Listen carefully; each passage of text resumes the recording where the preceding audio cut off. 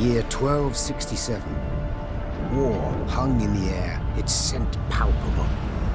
The mighty empire of Nilfgaard stood poised, greedily eyeing the northern realms just across the Yaruga. In light of the threat, the realm's sovereigns met in summit. They made declarations, pledged fraternal assistance, forged alliances, and then, in good spirits, dispersed. Among them, Meve, Queen of the Twin Realms Lyria and Rivia. Know the name? Heard her beauty extolled? Justly so. Remarkable she was. Not for her graceful exterior, but for her persistence and courage. Where was I? As the Queen and her retinue neared her capital, Count Caldwell appeared. In Meve's absence, the Count was to have helped her son, the youthful Prince Willem, run the Twin Kingdoms.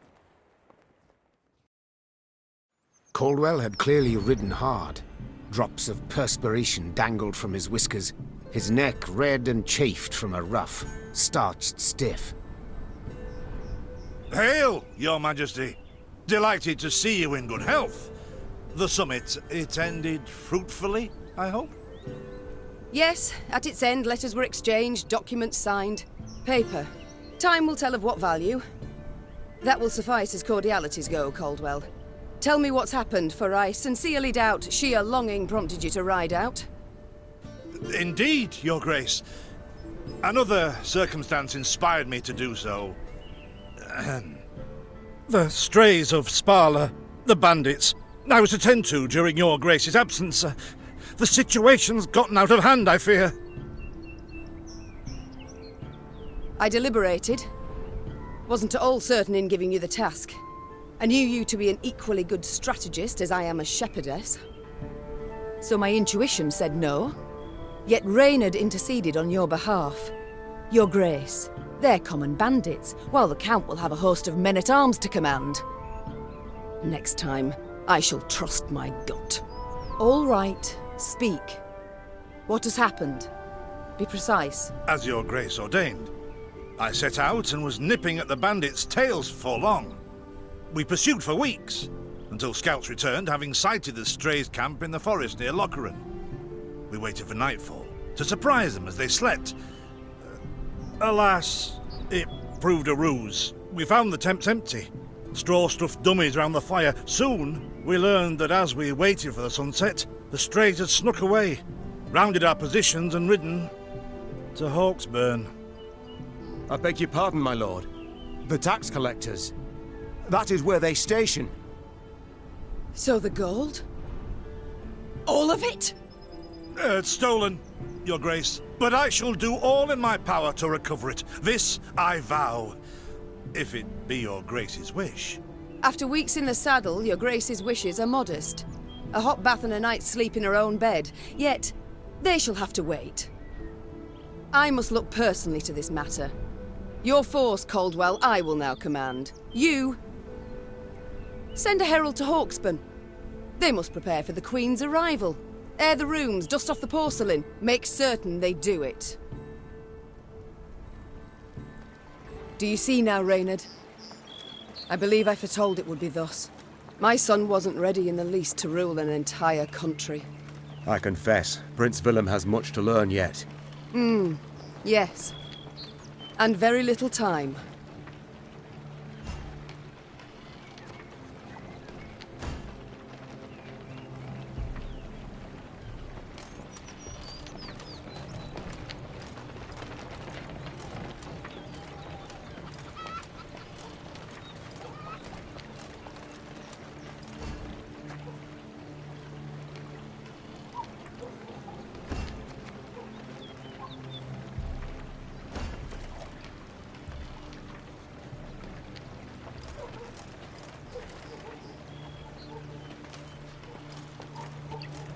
Thought it were bandits riding in.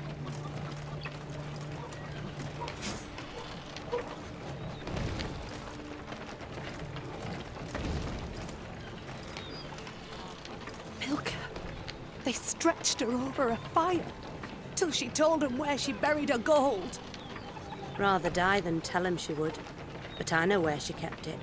Sit tight. Sketch it out for you.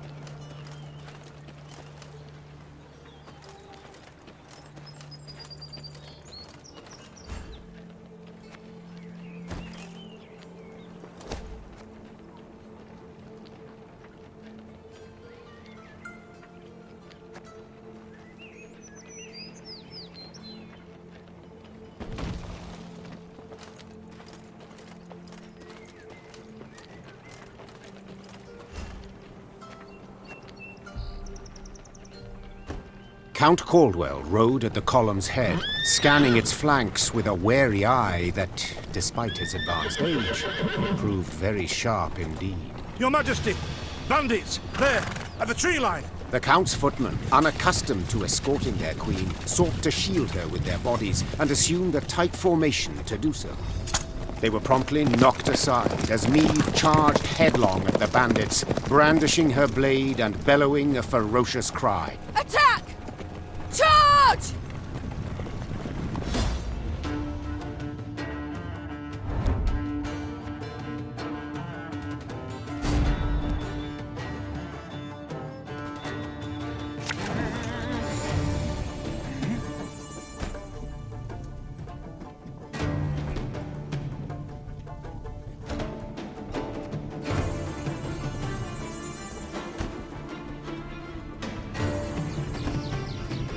About slings, they hide well. To attack the Queen? An outrage!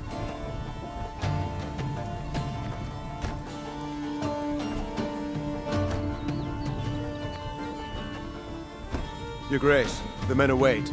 You must lead to begin the attack.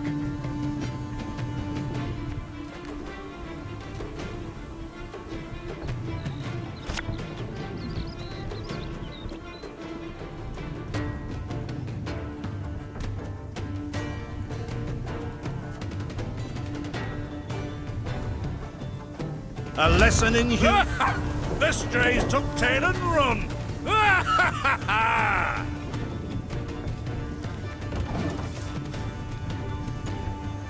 We'll catch 'em all!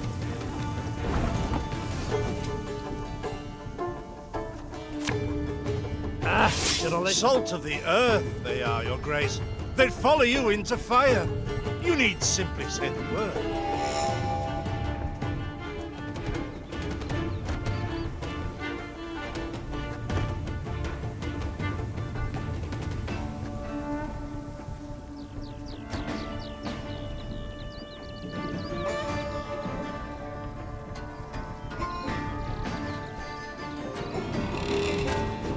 I shall teach you to respect the crown, you dogs!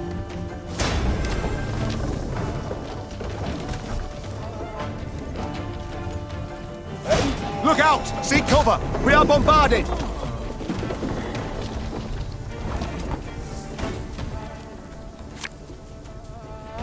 Our ballista, your command. Yes! Our victory is assured! Sound the horns! May they sing praises of this triumph for ages!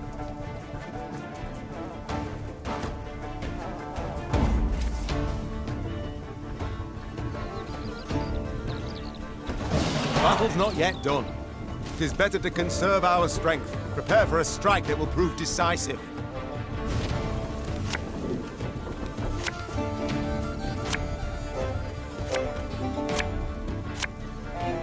Battle formation! Protect the Queen! This harvest, we'll be reaping black-clad heads. Ever have a storm knock out one of your teeth?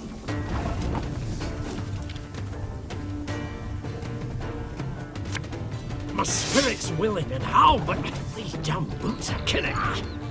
The chase is on!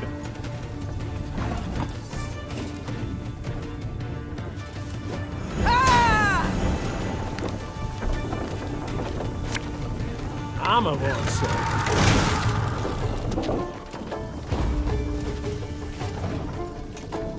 Have it the white of an eye from half a league away. I congratulate you on your latest victory, Your Grace. The bandits stood not a chance.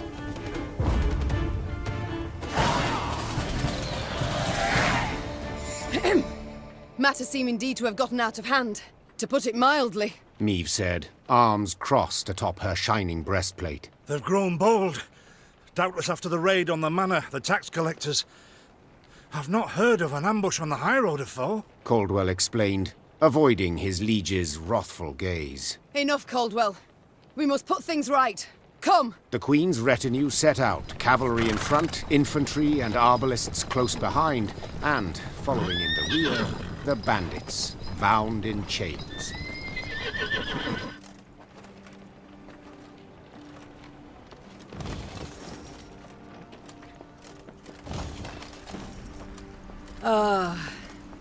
I do adore this prospect. Yes. Lyria, the Pearl of the North. With its hills and dales. Why, its beauty matched only by that of its queen. After 3 weeks in the saddle, I've my doubts, Count. We shall pitch camp here. Our soldiers need respite. A spell of it they deserve.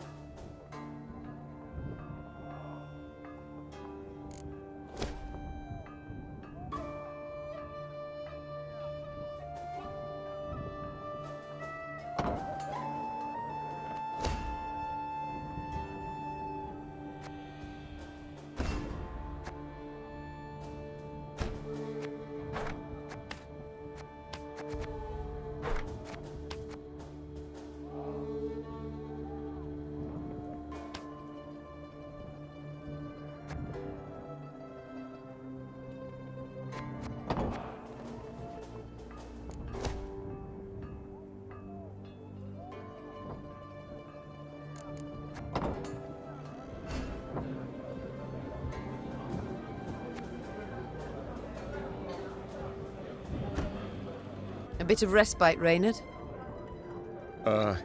Yes. But if you've any new orders, Your Grace, I can be ready at any...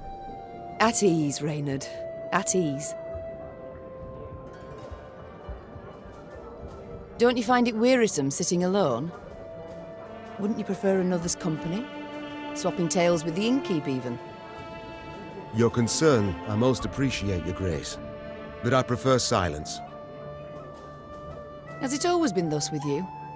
Ever a man apart? Quite the contrary, Your Grace.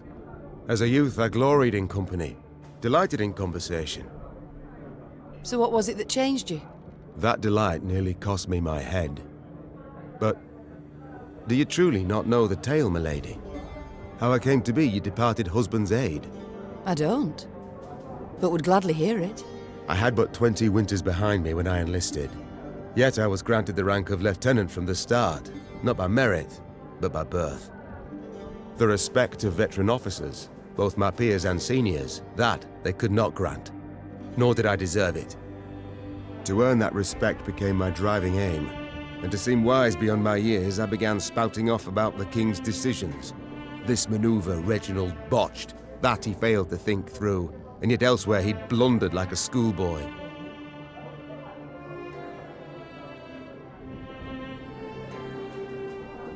Talk of that nature could only ever result in misfortune. It was not long before I was clanking about in shackles. Another officer had reported me. I was charged with lèse-majesté.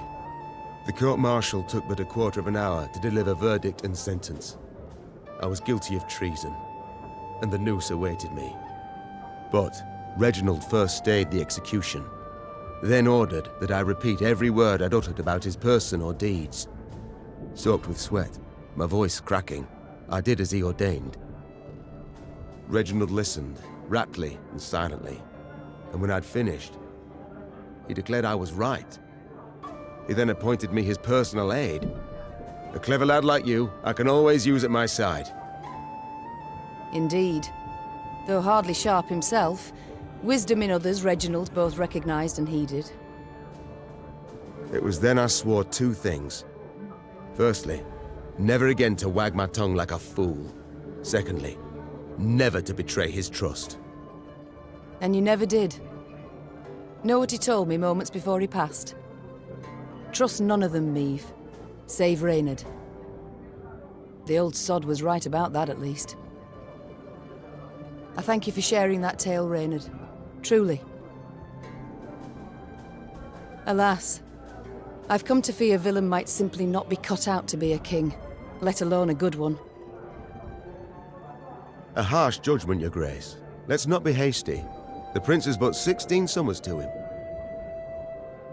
And is thus fully grown. The crown he should be able to bear at his age. Yet I left the land in his care for but a few months, and look what's become of it. Bandits roam and loot unchecked. We might yet learn of mitigating circumstances, events beyond his control. Would that it were so, Reynard. Would that it were so. Elsewise we must hope Ancaeus will demonstrate more wit than his brother, though I see little chance of that either. It's time I attended to other matters.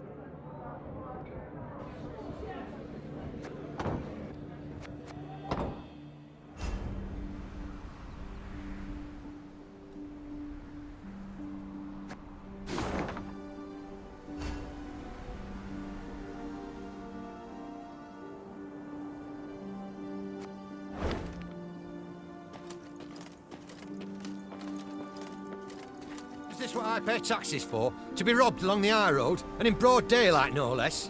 Were it not for mandatory merchant routes and stacking rights, why, I'd have gone round, through Sodden. They told me! Lyria's a wild land, lawless, chaotic, a damn disgrace. Were it not for mandatory merchant routes and stacking rights, why, I'd have gone round. Is this what I pay taxes for? Is this what I pay...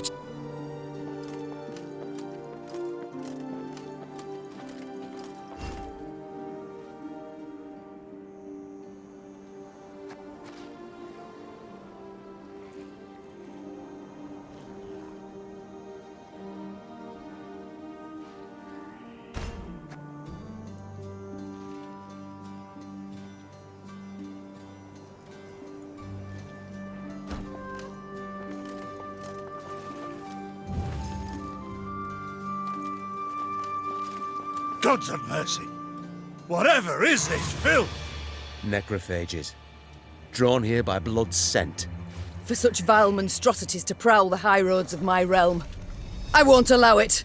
Attack!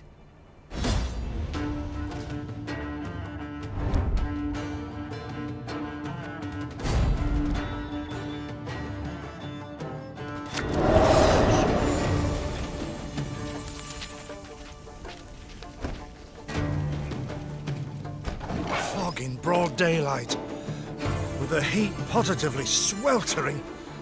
Have we to do with some manner of sorcery? We shouldn't exclude the possibility, my lord. And great caution we must exercise.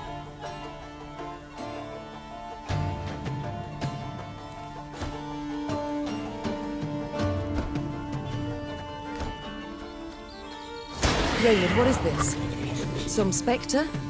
A strigger? I can't be sure, your grace. It's the first I've seen of any such... thing. There's a time to reap, a time to sow, and a time to die. These carrion eaters. I know them. Appeared on my estate last spring, enticed by the corpses of those of my sheep that fell. Harmless at first. Until, that is, they fill their guts. Seemed to become quite powerful then.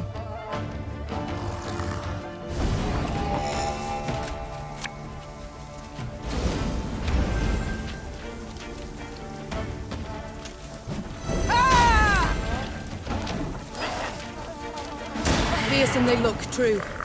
But they bleed just as we do. Onward! Slay the filth!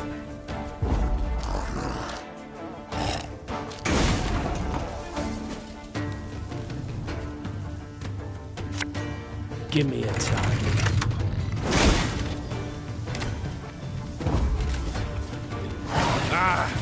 So fortunate we routed the beasts before they had a chance to gorge.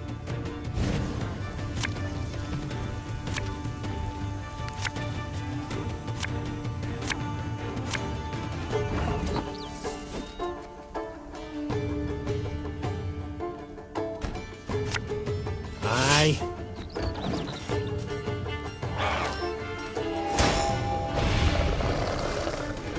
Your grace, yet more come. They fill their bellies, ma'am. This doesn't bode well. Oh no, not well at all. Our ballista, your command. Armor one.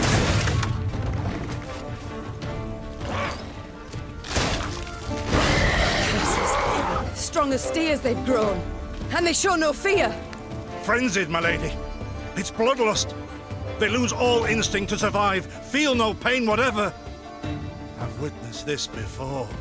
Your Majesty, we must give ground. Fall back. We can't win. Must minimize our losses.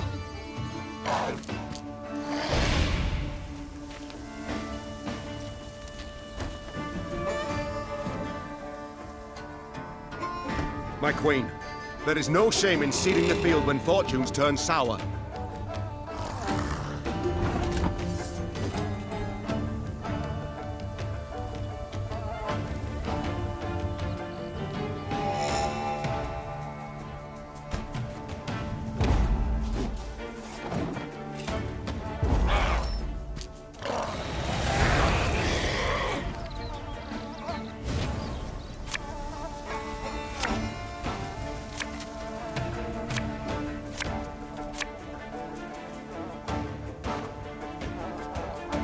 Victory must be ours now. We shall not retreat. Arms at the ready. Attack! Look there! Yet another abomination. Ugh, that stench. My salts. Where are my salts?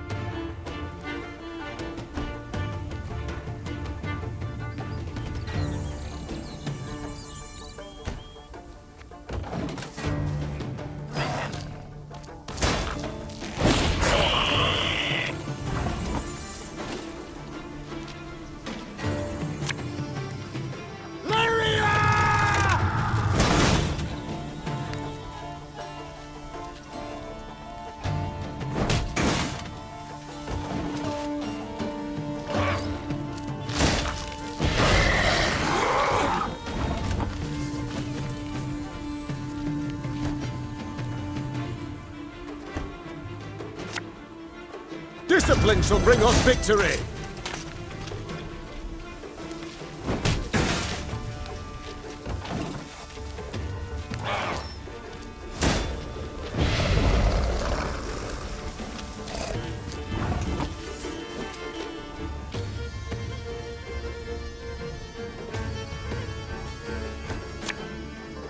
One bullet's all I need. The beasts hadn't a chance against us. Victory is ours.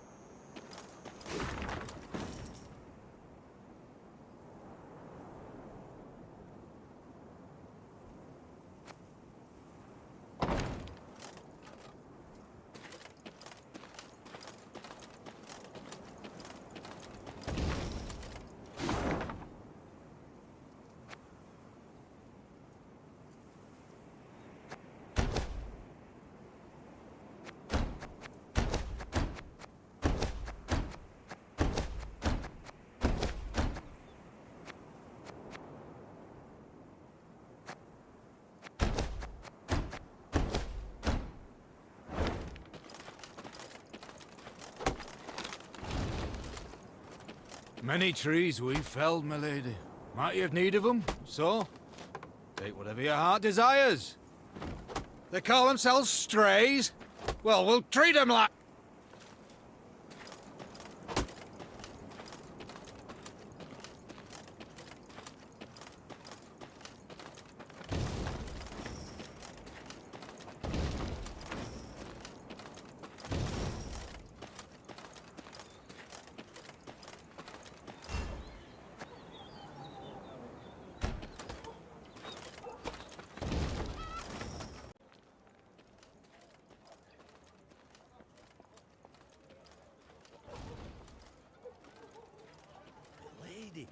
The masks they wear.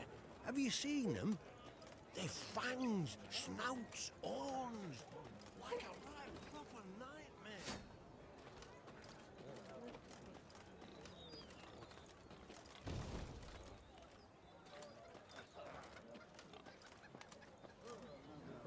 Soon, Queen and retinue arrived at Hawksburn. The men stationed there they found standing at attention, baking under the blistering noonday sun. Your Majesty, Count Caldwell. Stand at ease, Sergeant, and report. The local peasants we've rounded up in the yard, Your Grace. Expect they might have lent the bandits aid. Yet our courtesy hadn't inspired them. They haven't peeped a word. Might it please Your Grace to summon the hangman? He ties a noose for them, should have them jabbering right quick. I'll speak to them first. Your Majesty, for the Queen to question commoners, why, it's simply not proper. Whom for?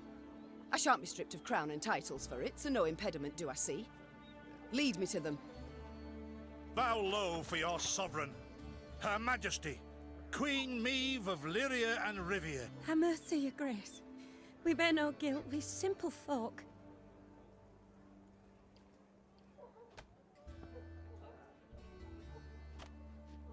Calm your hearts, good folk.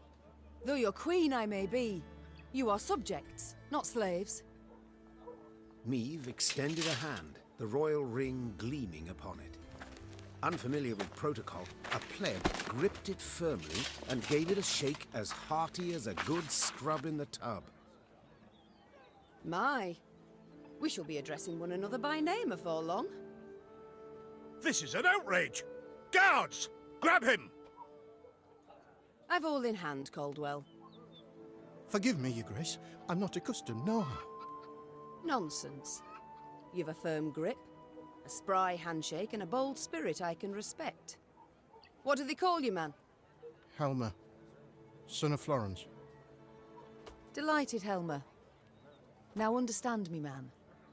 I am in dire straits and in need of your aid, so please answer my queries in full and forthrightly. The bandits, whom do they follow? Him, my lady. We seen him. No name, just an odd title. The Duke of Dogs, they call him. My, a blue-blood thoroughbred mutt. Where are he and his hounds bound? Did he say? That recall, Imogen? What do you name? A Gleeton or something? Clayton. Lord Clayton.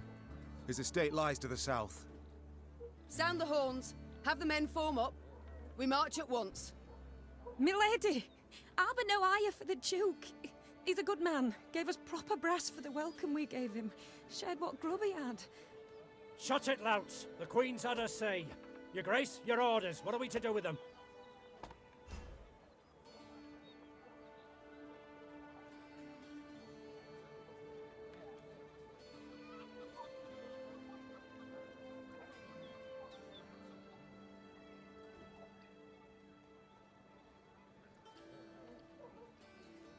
Leave them be. The harvest draws close. Hard work. They'll have their hands full. Oh, milady, thanks be to you, thanks be. I pray Mother Melitele watch over your kind heart. Pray she watches over yours. Should I hear of you sheltering bandits again, of you lying to my officers, I shall return and put torch to every hut, field and orchard. Understood. Meve set off toward Lord Clayton's estate at a gallop, her mount knocking the peasants aside as it kicked up a cloud of dust. The folk of Hawksburn spoke of the royal visit long after, albeit ever behind closed doors and in hushed tones.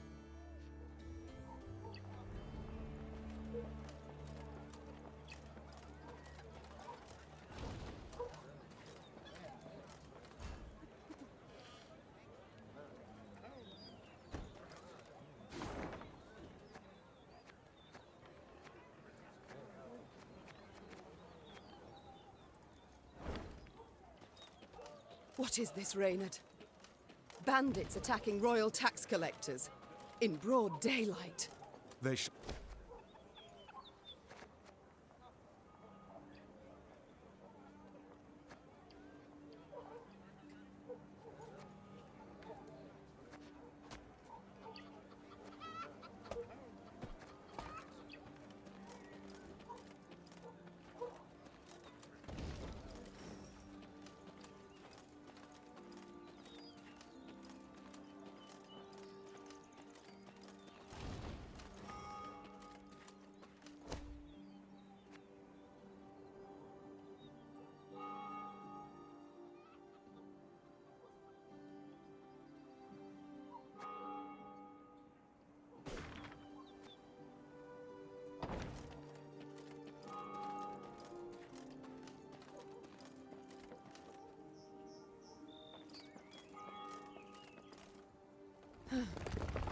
That rumble.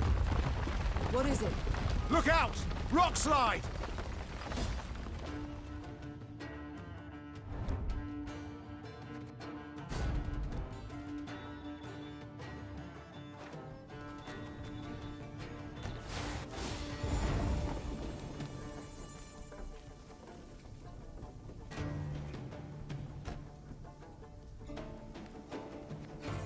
The bluff crumbles! Fall back! Save yourselves! Your Grace, the wagon. We can use it as cover. Forward. We must move it forward. What now?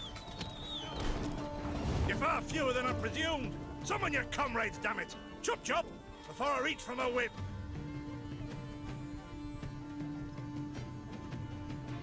Arbalist is your command.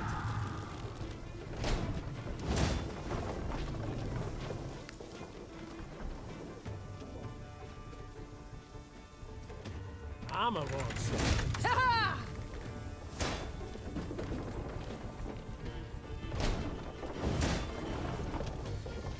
Lyria! The wagon! Use the wagon now!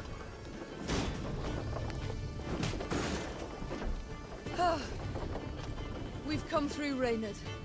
I thank you. The walls of the temple collapsed. The buttresses doubtless damaged by something. Or someone. There's naught we can do here. We ride on.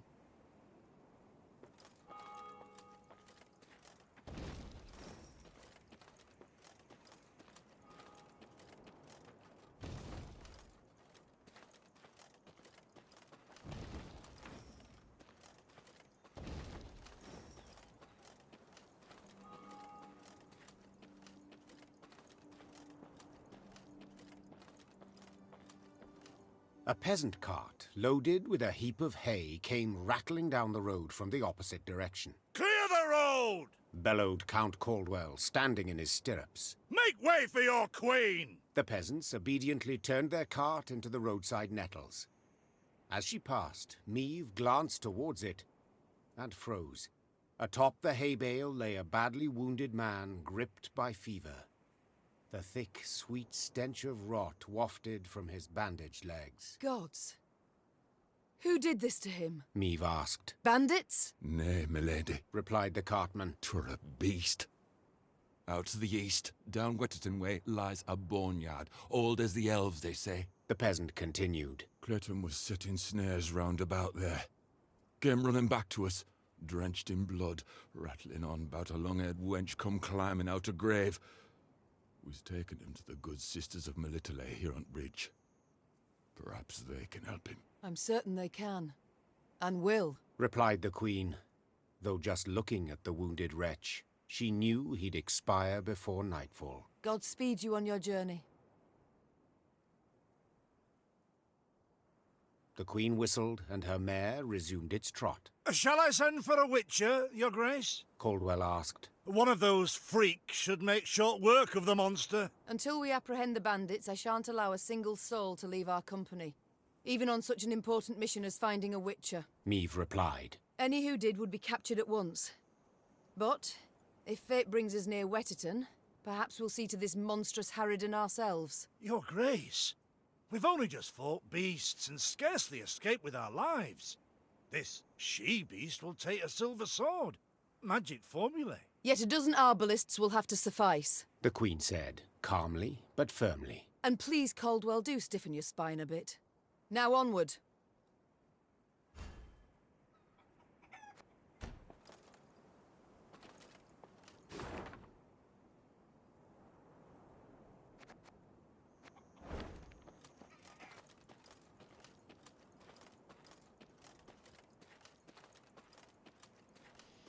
Kneel and pay homage to the gods. You shall be rewarded.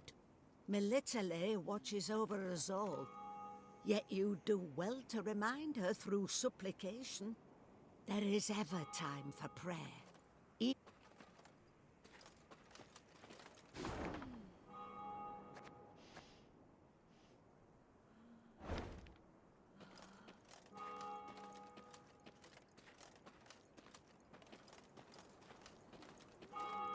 Travelling the high road, they heard the bells of a temple to Mother Melitele, situated at some distance. Meve turned towards Reynard. What have we today? A sacred feast? Not that I recall, your grace. The queen's brow darkened, her hands clenched into fists on her reins. Then they sound the alarm. Follow me. Stained glass shards glinted in the grass. Bits of down, ripped from quilts, wafted through the air. The priestesses, gathered in the yard, were seeing to wounded pilgrims, setting toppled, oft beheaded or armless statues back on their feet. What happened here? The strays of Spala fell upon us. Sighed the prioress. Stole the offerings, the monstrances, holy books. My lady, I implore you, come to our aid, recover what's rightly ours. Ever clever, Meve's scouts soon discovered the bandits' tracks. They led to some thick hazel groves east of the temple. The perfect place to hide, or to lie in ambush. It's all come clear now. Sabotage. 'Twas the bandits who weakened the walls.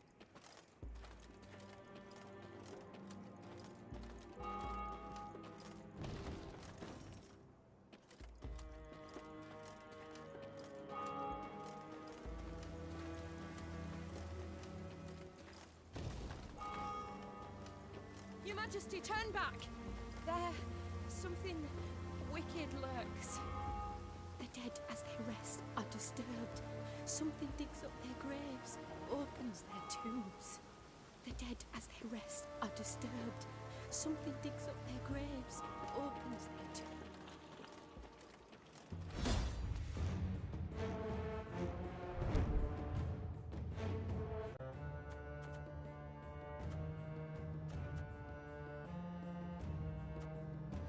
You can try to win them all, but you won't.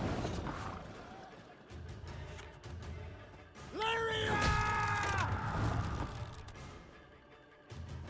Keep calm, Tiberius. One moment's all I need.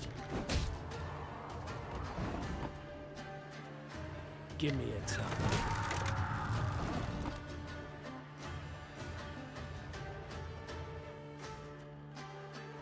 Arbalist to your command.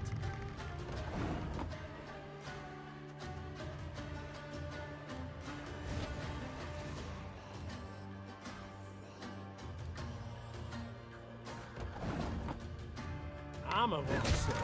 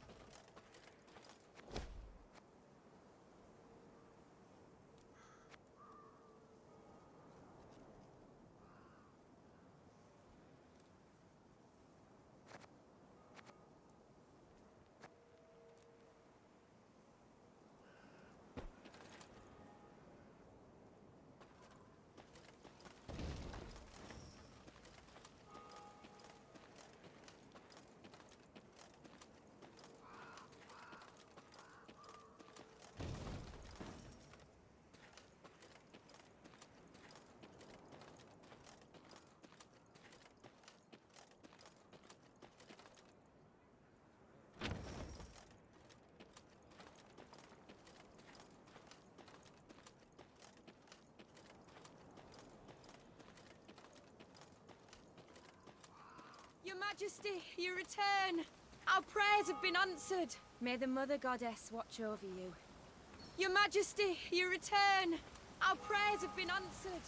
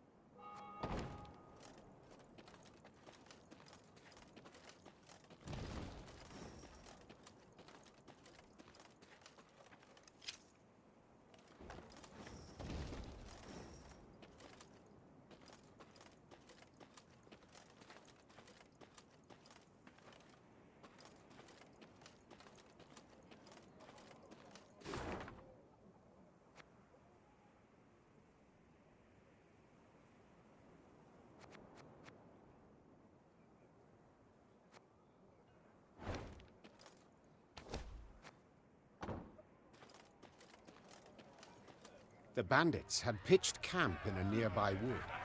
Spirits buoyed by the wine they'd stolen from the cloister cellar, the brigands had not posted sentries. Another round! To the sisters! Meve's soldiers were eager, insistent. The desecrators would be punished. Yet only the Queen could order the assault. High time we put these strays on a leash. Spat the Queen, spurring her horse. To arms! Follow me! Tankards clattered to the ground as the strays reached for their weapons.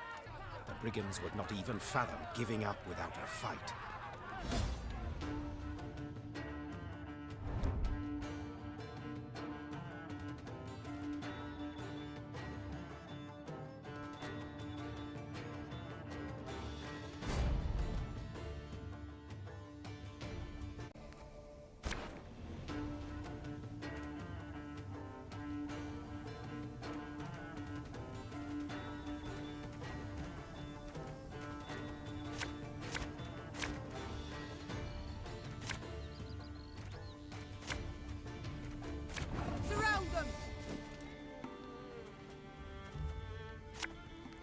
My spirit's willing and how, but these damn boots are killing me. I'll relieve you of that pouch.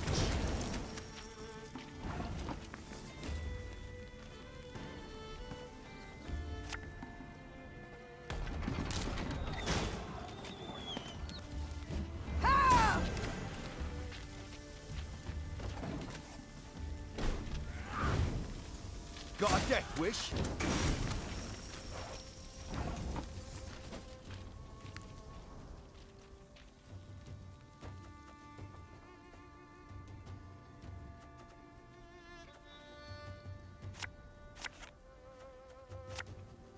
One bullet's all I need. See if he's had any coin in his pockets. Or his own. Regroup!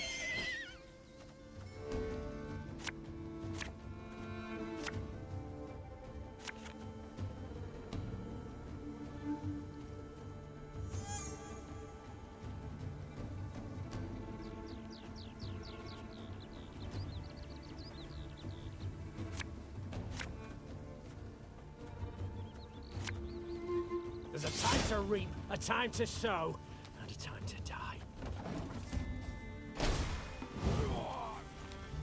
Thing about slings, they hide well.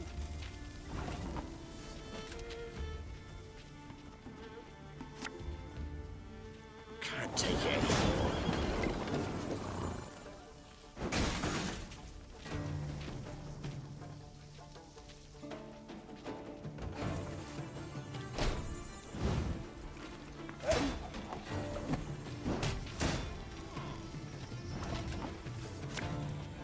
Give me a time.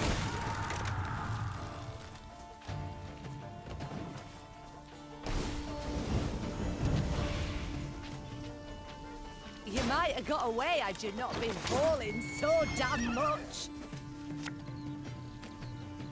What? Who dares? I will listen to your command. I'm a warrior.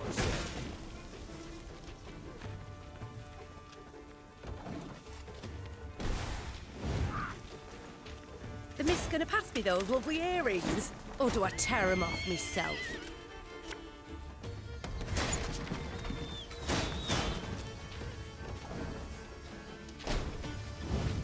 Go, hop, hop.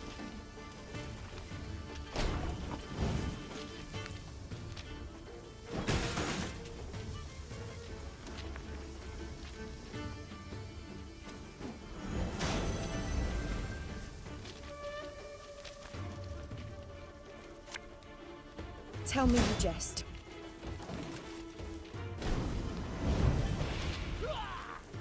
We've got a job to do.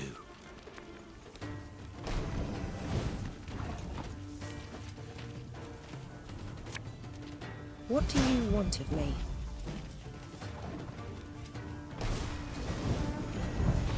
Ever have a storm knock out one of your teeth?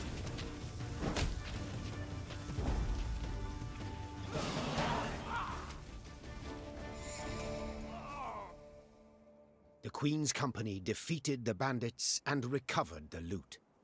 Silver chalices, reliquaries lined with mother of pearl, gold-embroidered robes. The priestesses would be grateful to have their treasures returned, Your Grace. They would pray ardently for your victory. Reynard opined. Yet, you could also keep the silver, expend it on the war effort. And who's to say which, prayer or coin, would be more useful? Hard times the realm now endures. The Queen said, after a pause. Yet this can't justify a lapse in principles. No. We must defend them all the more. Meve ordered everything returned to the priestesses. All of it, down to the last gulden. Moved by the Queen's gesture, some of the novitiates joined Meve's ranks, aiming to bring succor to any Lyrian wounded in battle. Queen and company rode off, with no gold to show for their toil, but most certainly richer in spirit.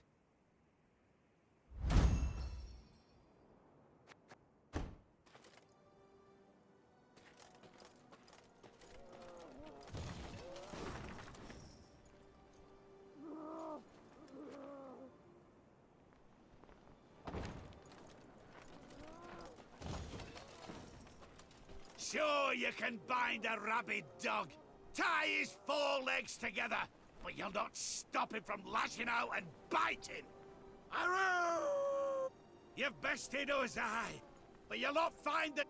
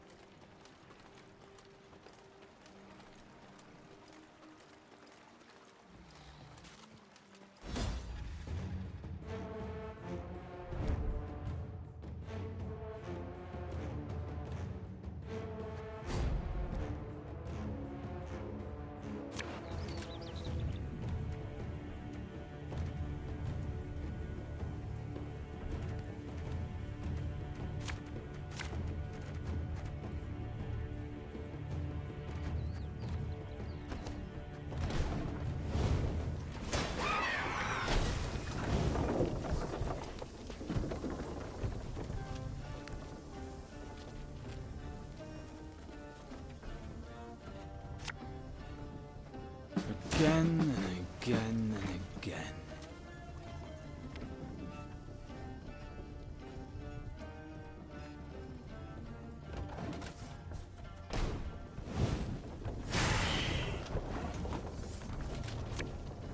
Army's a waste of time for one like me.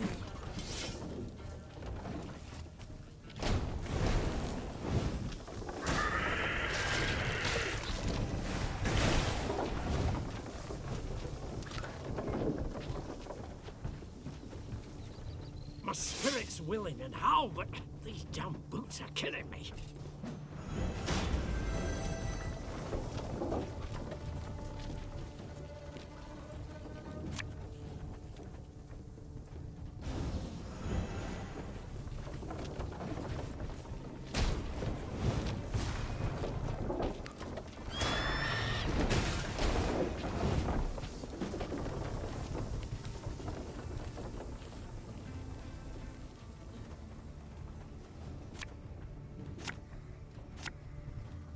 Got any victuals? Hungry like a wolf, I am.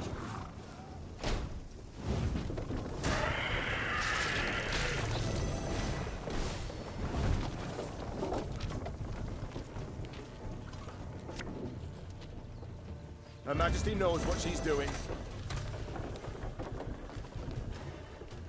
Lyria! There's a time to reap, a time to sow.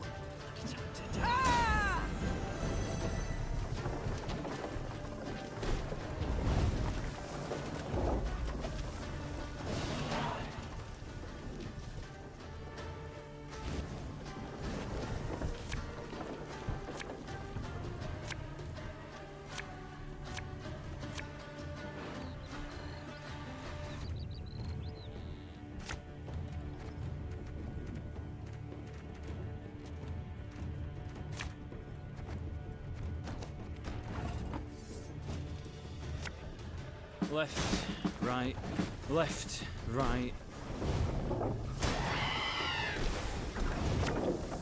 Aye.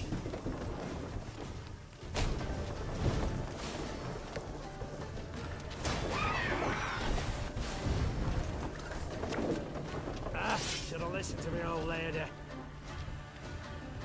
Keep calm, Tiberius.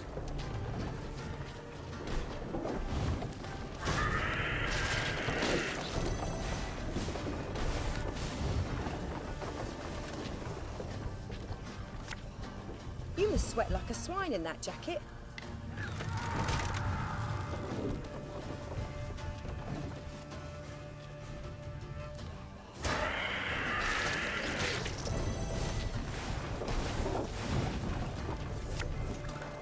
Give me a time.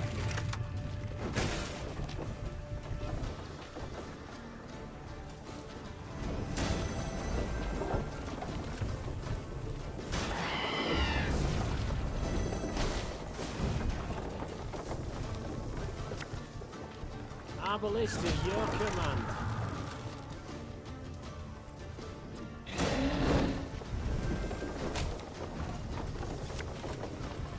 Armor won't save.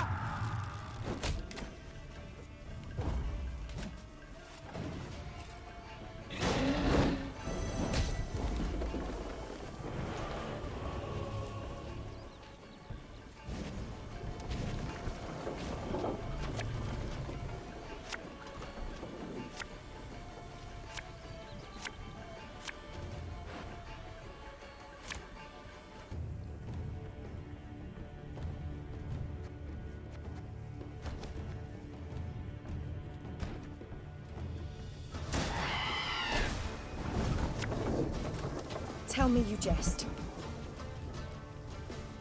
If you insist.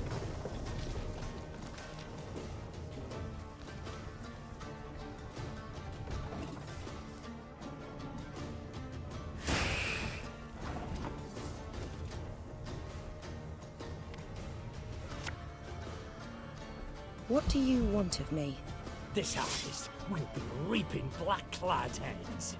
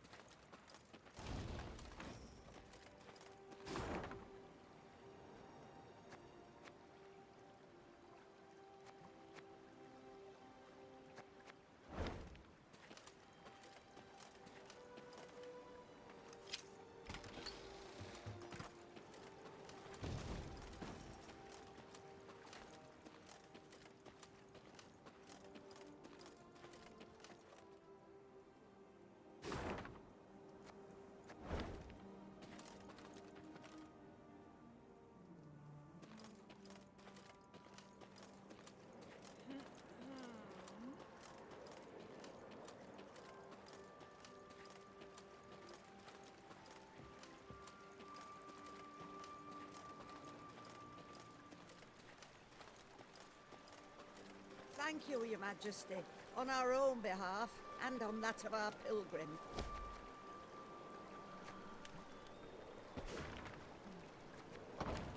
Thank you, Your Majesty. Thank you.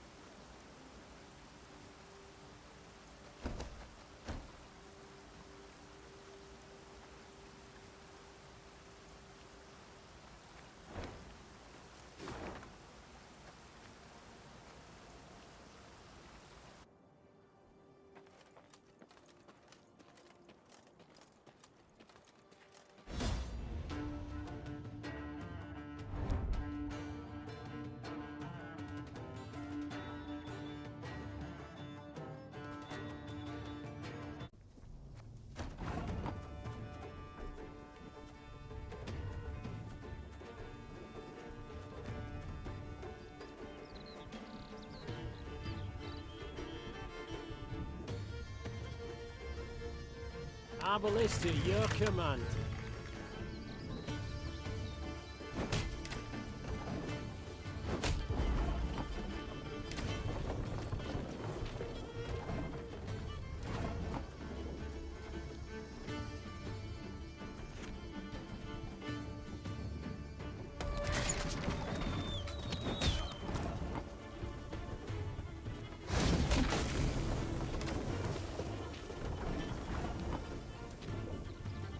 You can try to win them all, but you won't. I'm a monster.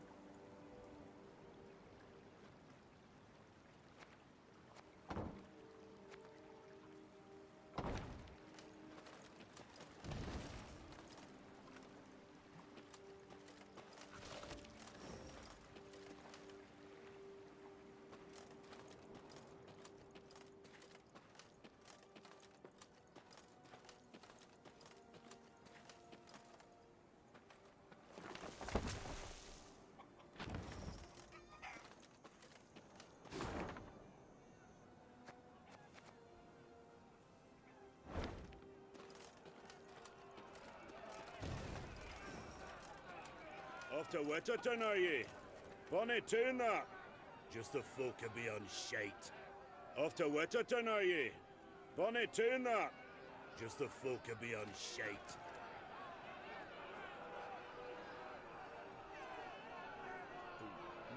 As they neared Wetton, the Queen ordered her company to halt. She then sent men to the town for supplies. Those sent returned more quickly than she'd assumed they would, their satchels empty, their mounts foaming at the mouth. Your Majesty, the townsfolk have gone right mad. Herded all the elves and dwarves at Market Square. 'Tis a slaughter. The Queen knew well that if she failed to intervene, the town's streets would flow with non-human blood. Just as she knew her meager force might not subdue an enraged crowd.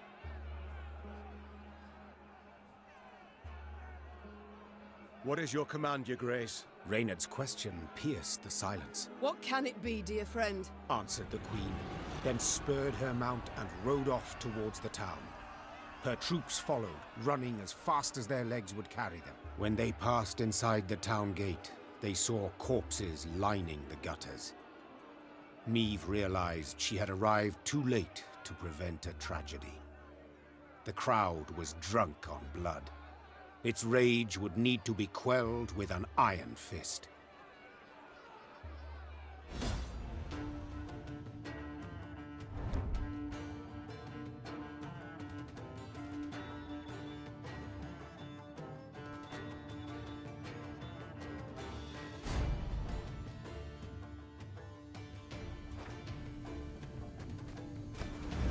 Step away, or see your heads bounce down the cobblestones!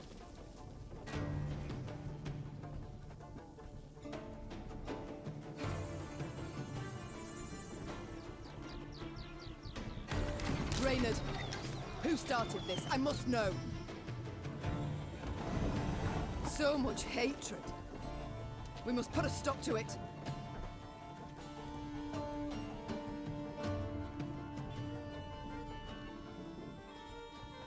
Got any victuals? Hungry like a wolf, I am.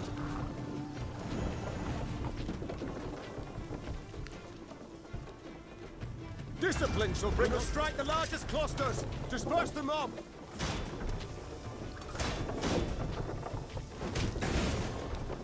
God save us! There's killing everyone! Run for your lives! Happily, Meve restored order without suffering any losses. Reynard then learned that a nobleman's ire had triggered the violence, ire at having discovered a theft. Suspicion fell on the non-humans he employed. He accused them, they protested, and the row soon engulfed the town. But there's something else, Your Grace. Reynard gestured towards an aged man who stood grieving, his face in his hands. I've witnesses who claim the strays of Sparla are the thieves. Though the tragedy seemed the result of a misunderstanding, justice would have to be served. Those responsible for the slaughter would need to be punished. The question was, how severely?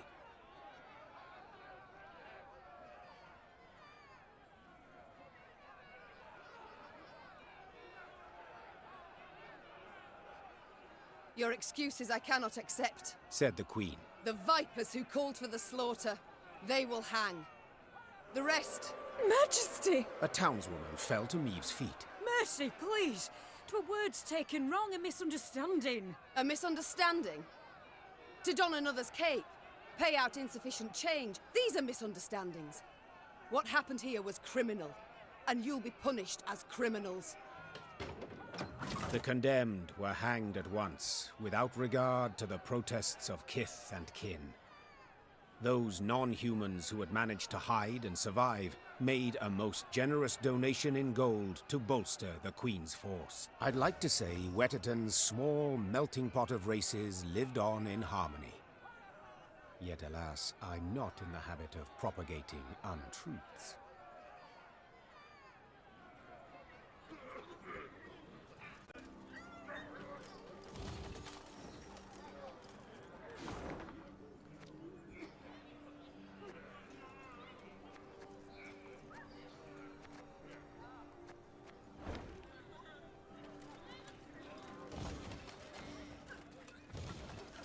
You hanged good folk today, ma'am.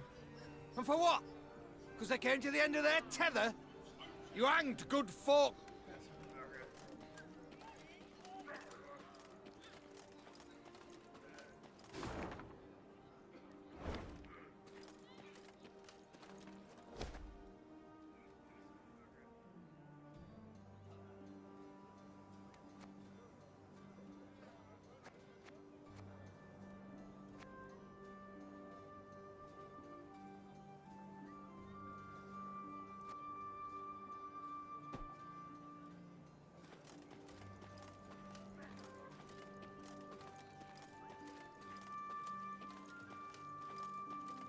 The Lyrians entered the graveyard.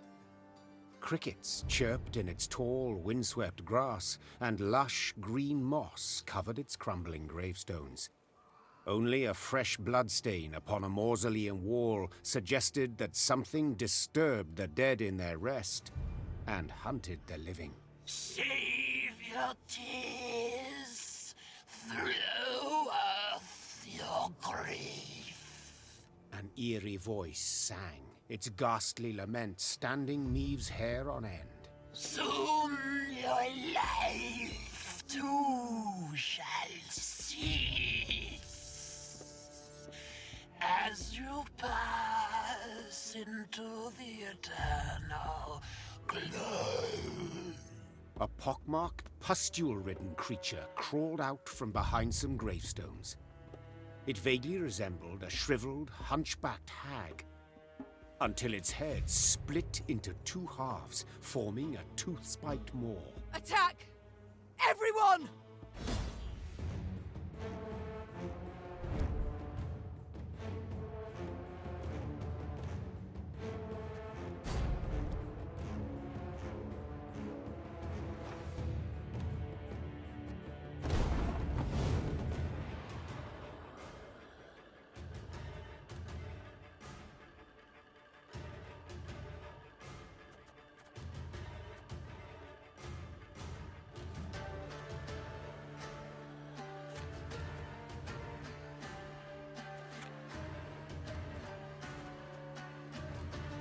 Should have listened to me, old lady.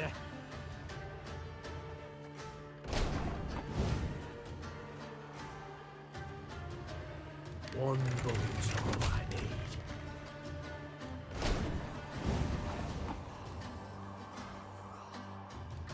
This harvest will be reaping black-clad heads. Give me a target.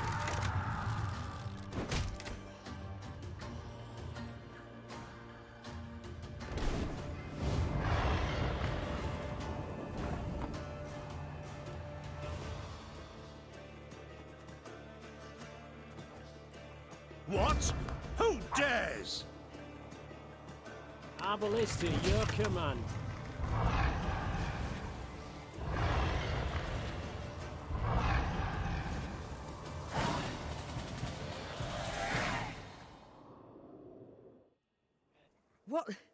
What was that filth? The queen croaked hoarsely as the dying monster writhed in agony at her feet. I know not, your grace, replied Reynard. But to be safe, I would have the corpse chopped up and burned. Elsewise, we will not be certain it shall not return. Yes, have it done. Meve said, brushing her hair from her beaded brow. But quickly, lest dusk catch us in this foul place. The Lyrians soon resumed their march. As they left the cemetery behind them, some believed they still heard the haunting dirge upon the air. Or was it just the wind, whistling past mossy tombstones?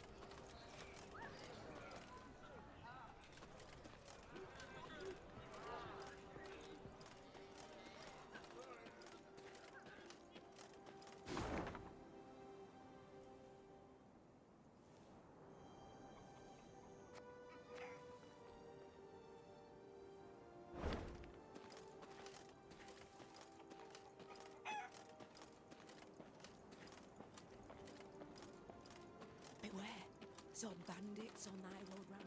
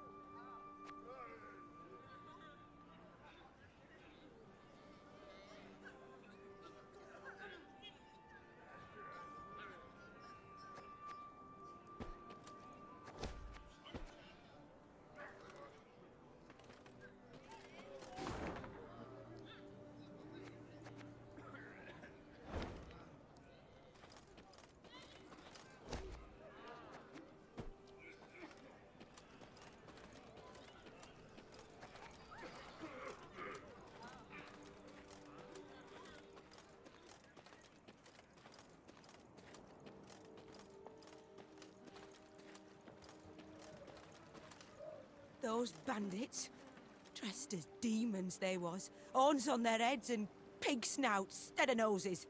Those bandits.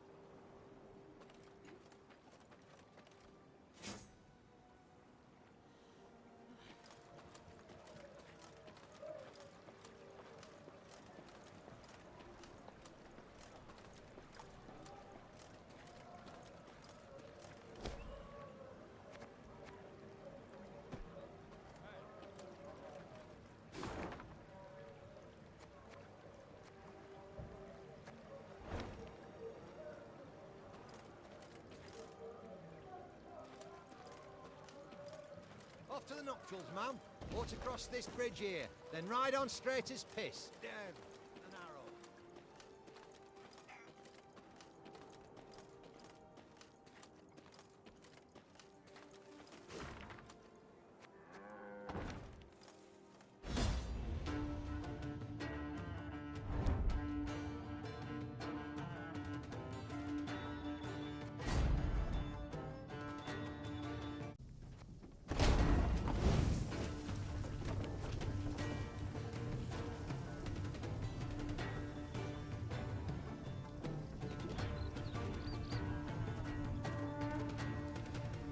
Again and again and again.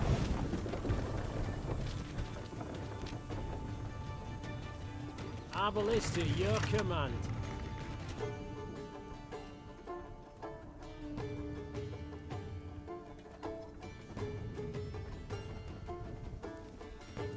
Armor won't show.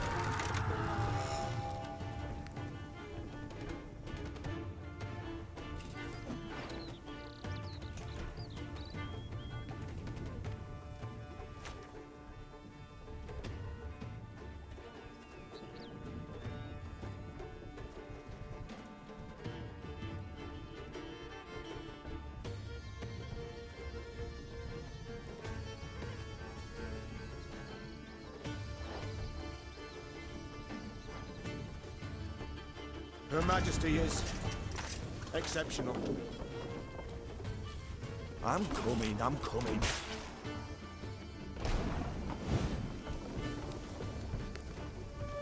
Lyria!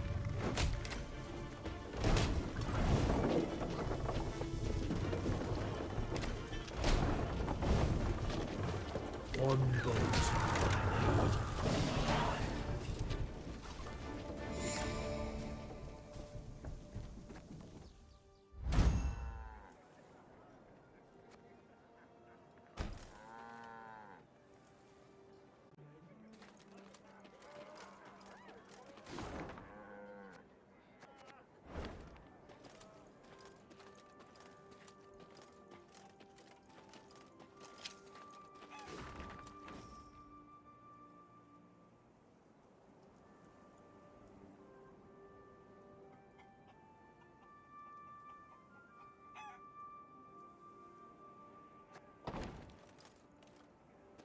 The Queen rides her there.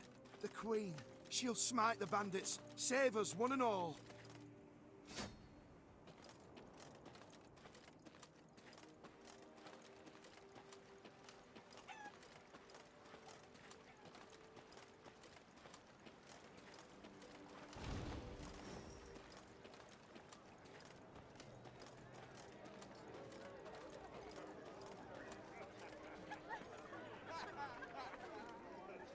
Meve's ear suddenly caught brisk music and voices raised in song. She had no doubt. A wedding ceremony had just begun in a hamlet just off the high road. When the bride's father spotted the royal retinue, he rushed up to beg the queen to bless the newlyweds. Meve obliged cordially.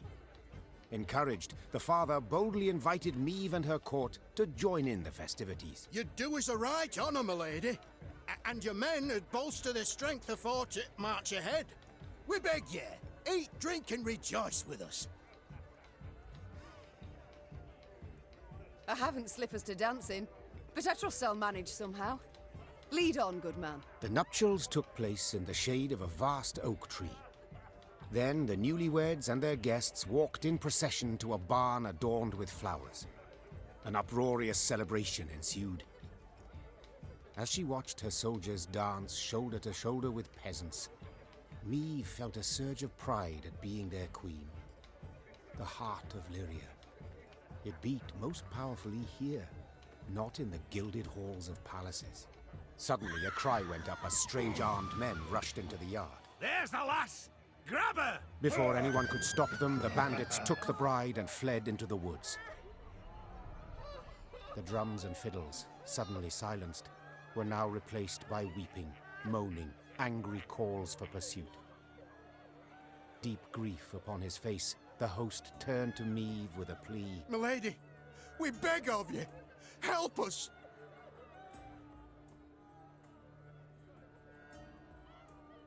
We'll not leave you wanting, good man. Shouted the queen, slipping her feet into her stirrups. Follow me! Yeah! The earth trembled beneath the weight of horse and hoof. Tankards laid out for a midnight toast to the bride and groom clinked prematurely in the quake, and the Lyrians charged forth into the dark wood.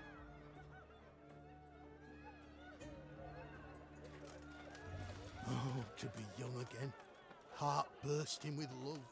Good folk, the Queen's returned. Welcome her we must. Tribute in hand. Ah, ups, ups.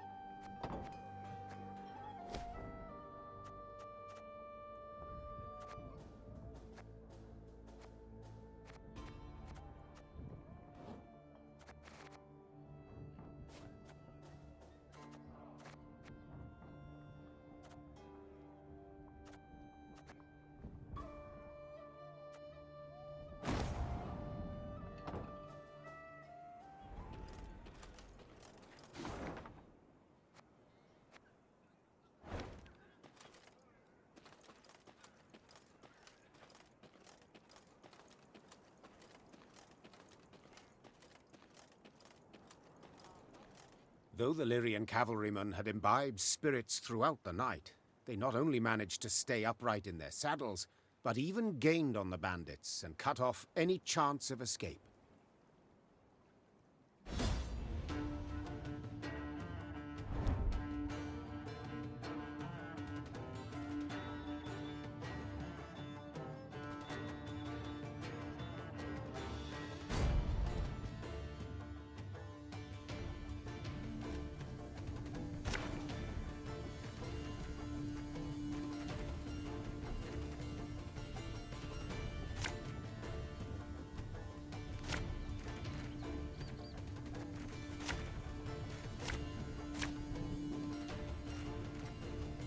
Stop them!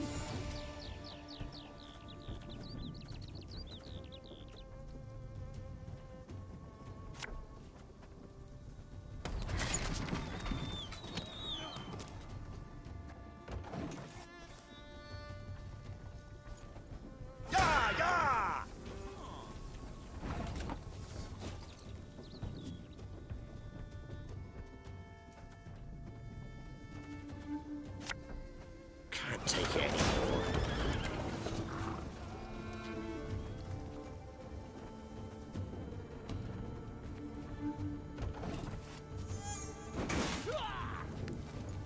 We'll catch them all! I'm a wolf.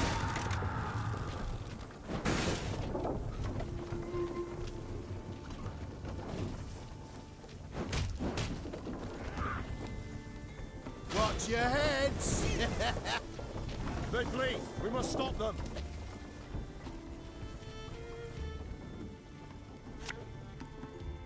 Lyria!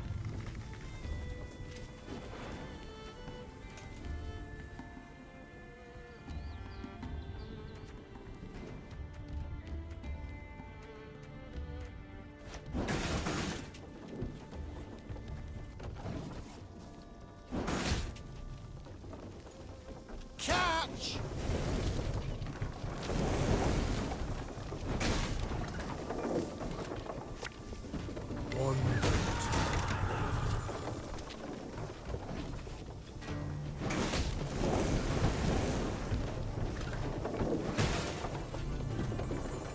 The chase is on!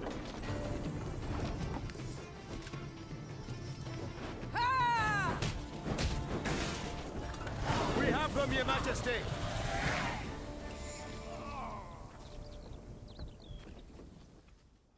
Meve's troops defeated the bandits and rescued the bride. Only to be surprised. For the maiden fair dropped to her knees and burst into tears of sorrow, not joy. Weep not, child. The Queen said, placing her arm upon her shoulder. It's over. You're free. Nay, not so, Your Majesty. Milady, I've no love for Jan. No wish to wed him. It's my father. My family forced me. My heart's fimbers. He arranged the masquerade. I beg ye, if you've 1 ounce of kindness, if you've a heart, let us leave this place together and free.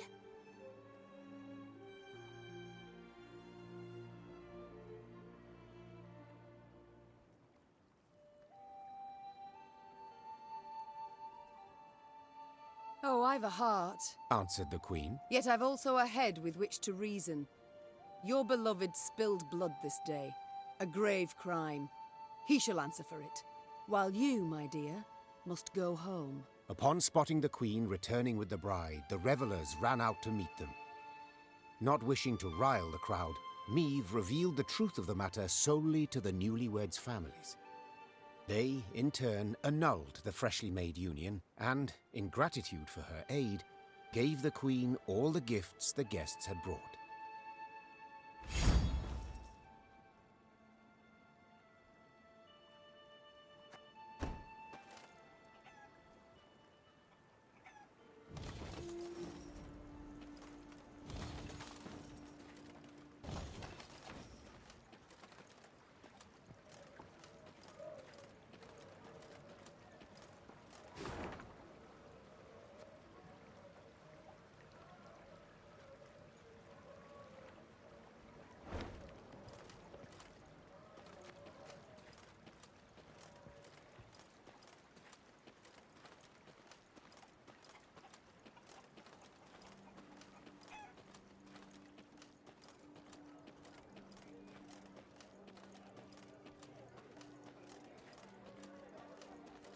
Told you she were an harlot. Told you she'd mean trouble.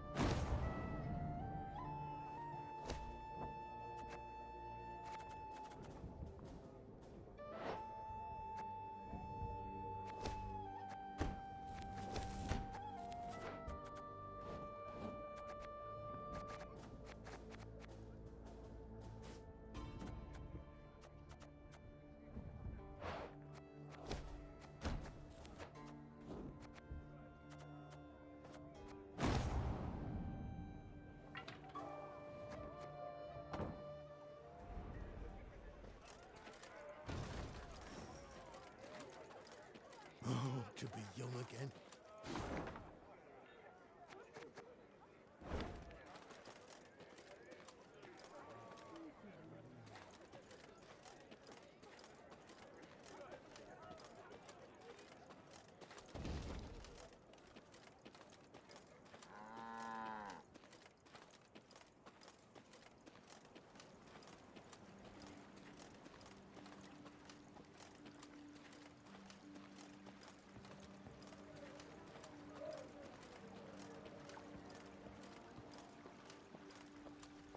You spy that column of smoke?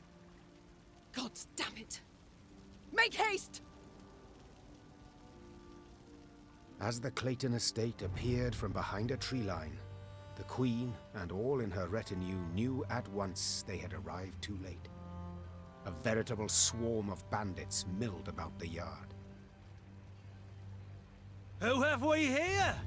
I'll take a gander, lads. The Queen herself has deigned to come and see us. See you, then kill you. The strays of Sparla. 'Tis you who lead them. 'Tis you they call the Duke of Dogs. Aye, 'tis I they dub so. And in other pleasant ways. Prince of Pariahs, Thane of Thieves, Baron of Brigands, and Marquess of Mendacity. Colourful titles all, yet you omit one. Common cutthroat! I beg your pardon and cry foul! I am anything but common. You needn't get excited, Caldwell. Where is Lord Clayton? Sadly, my lord's no longer with us. Turned us away, you see. Denied us hospitality. A sacred right, after all. Angered the gods mightily, I expect, as he promptly met a tragic end. Fell in the well and broke his neck. I've heard enough. To arms! Attack!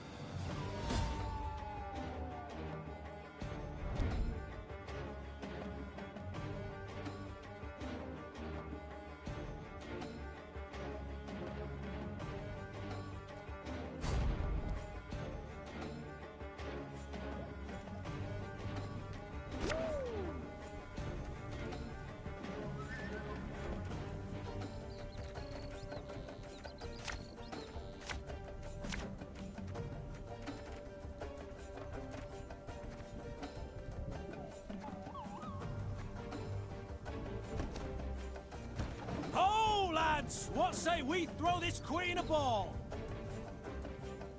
The chase is on!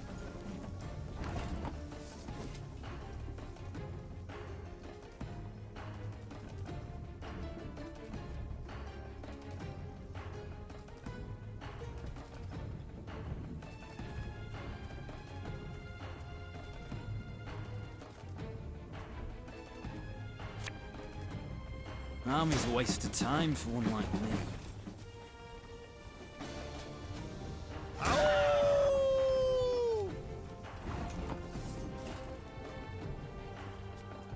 Left, right, left, right.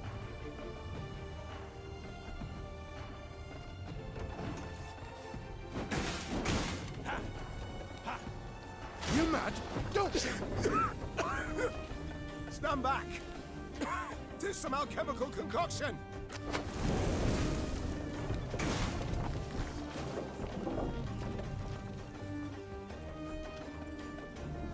There's a time to reap, a time to sow, and a time to die.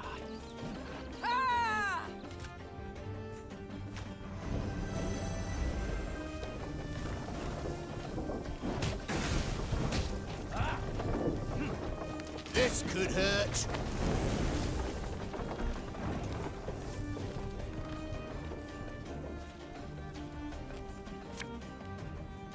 Again and again and again.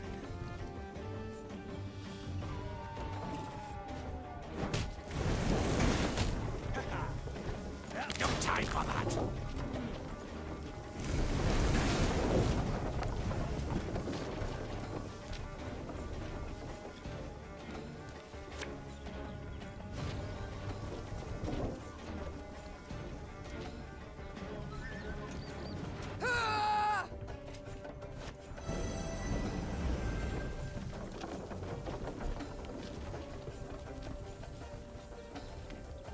We must trust each other.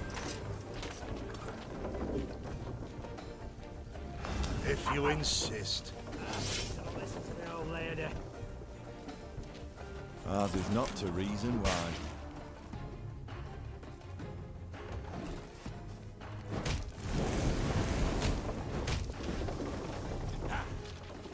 Go, hop, hop!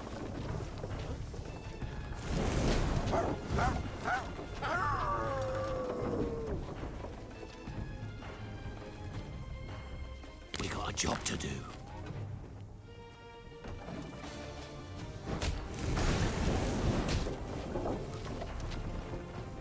Shh, cork it.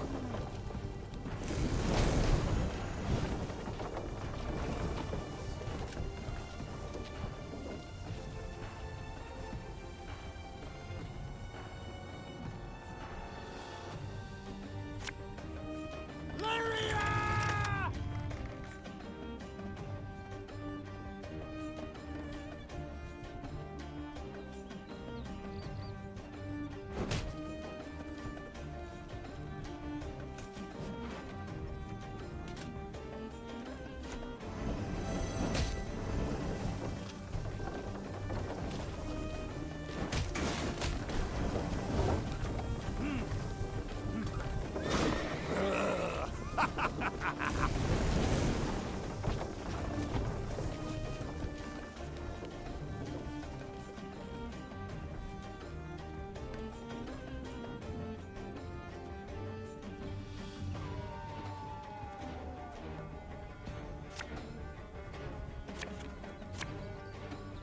One bolt I need.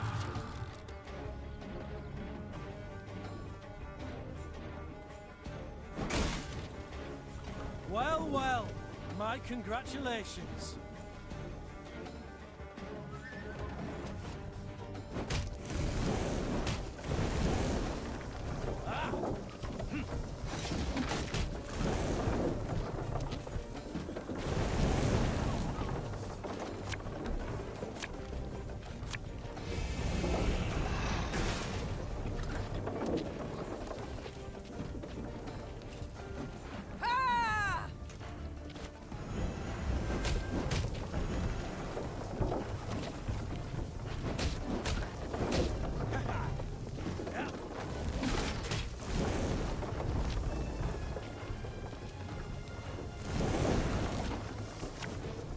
pays late. Again.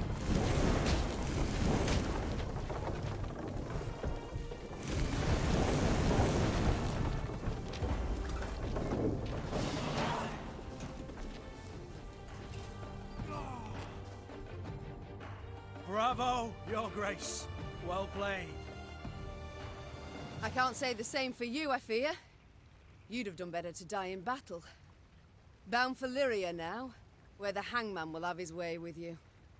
Splendid! I've ever wished to see the capital.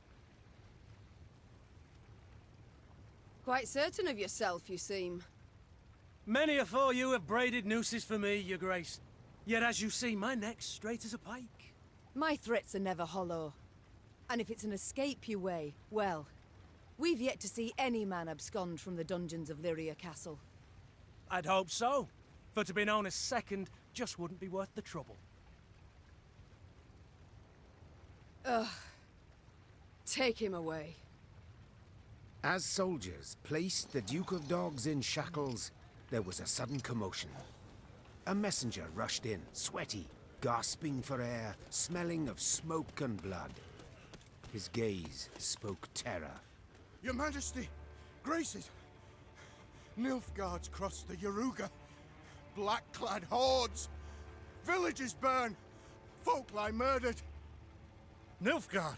Gods help us! They march for Dravograd. Prince Willem, he can't hope to arrive in time with aid. Help us. You must. Dravograd. Blast it all. Listen close, soldier. You're to take a fresh mount, ride hard back to your commander and say the Queen comes to repel the foe. Your Grace, begging your pardon, our force. We aren't many. Let's send for reinforcements first, elsewise... Reynard, I've seen Nilfgaard's trebuchets at work. Should we delay until we're stronger, they'll leave no stone standing in Dravograd. We must ride for the town at once. As her men prepared to march, Meve climbed the manor's tower. Smoke rose in columns in the distance. As more black pillars appeared one after the other, she knew they meant another home, another barn, another mill was in flames. Tears welled in her eyes, yet they were tears of anger. Bastards. If it's war they seek, it's war I shall bring them. Reynard, prepare to ride!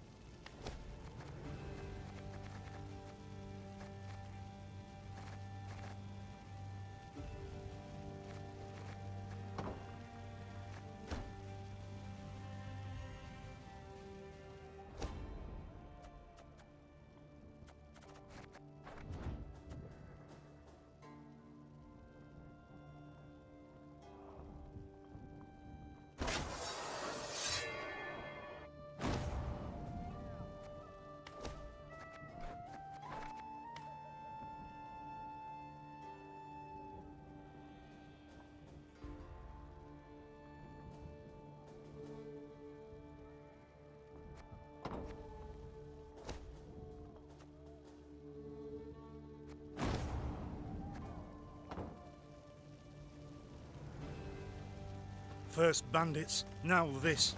Misfortune does indeed come knocking twice. In hobnail boots, tramping upon my land. Nilfgaard shall regret this. I swear on all that is sacred and blessed.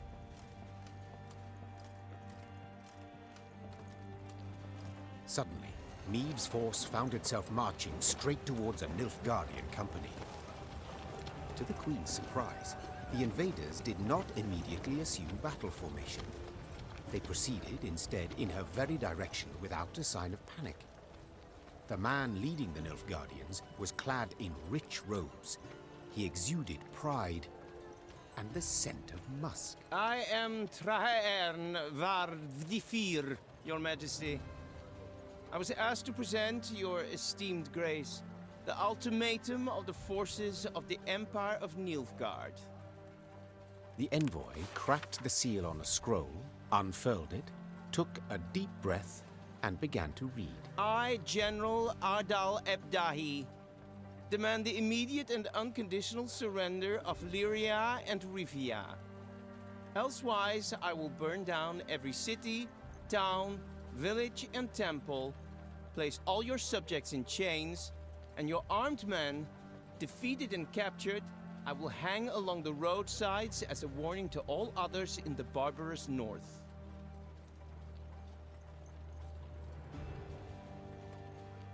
As the final threat echoed in Meve's ears, the envoy put away the scroll and stood waiting for her answer, a mocking smile on his face. He allowed himself this insolence, believing the immunity accorded diplomats would shield him from any form of royal ire.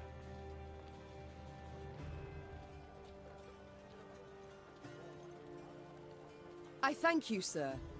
A sophisticated missive that proves beyond a doubt Nilfgaard's superiority over the culturally backward north. Answered the Queen in a voice frostier than Mahakam's snow-capped peaks. To delay this matter I see no reason, so I give you my response to His Excellency. Go ahead and try, Whoreson. That said, Meve slapped her mount with her reins and galloped away, leaving the Nilfgaardians in dust. Envoy and escort turned to go whence they came, the Lyrians sending them off with a din of whistles and curses.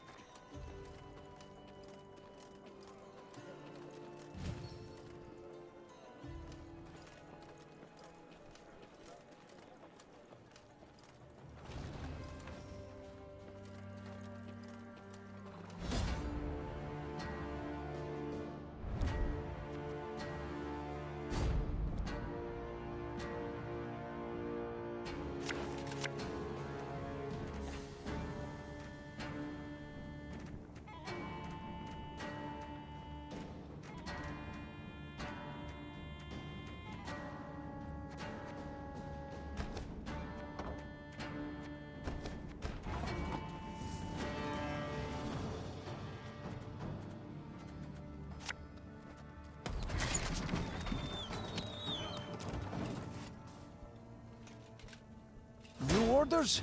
No? Ah.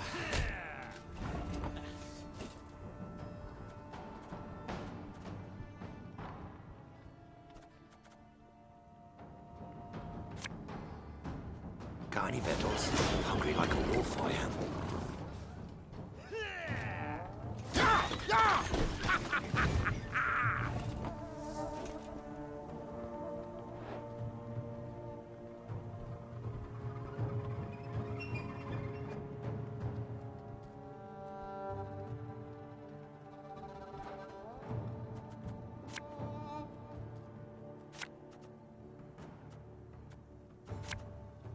Our ballista, your command.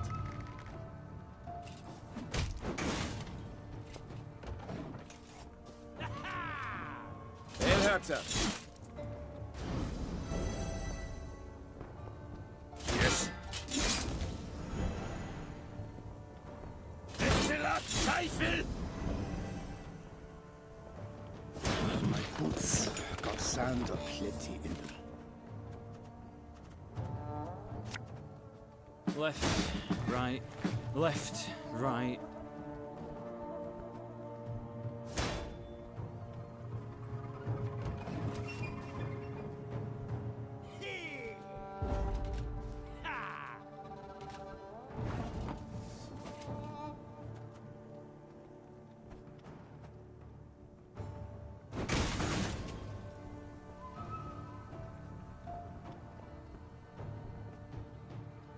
We must trust each other.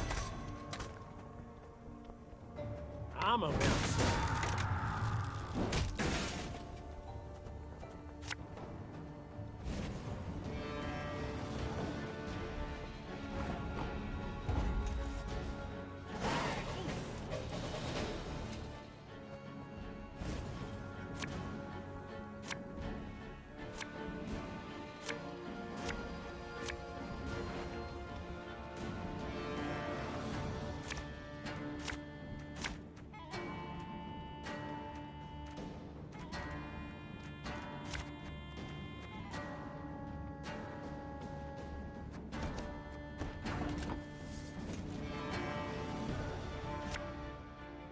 Oh, Lyrian lummoxes. Elhärter! Must be an important lesson in this. But what?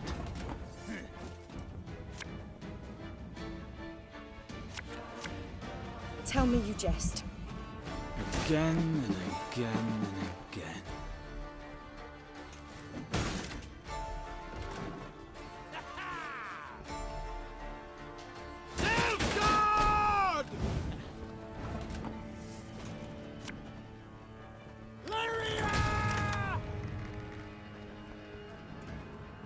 Should have listened to me, old lady.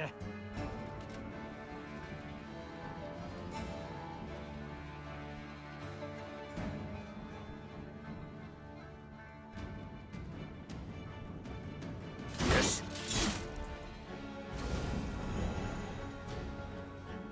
Order! This harvest will be reaping black-clad heads.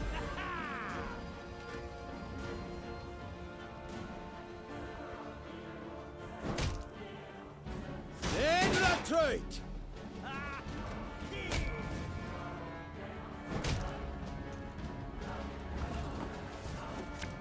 My spirit's willing and how, but these damn boots are killing me.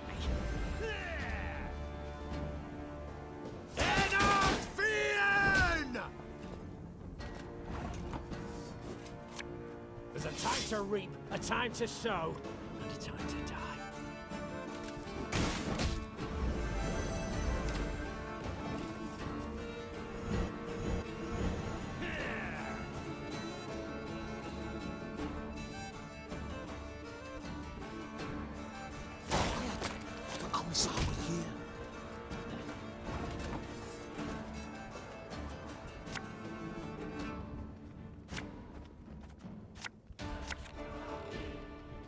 Her Majesty is exceptional.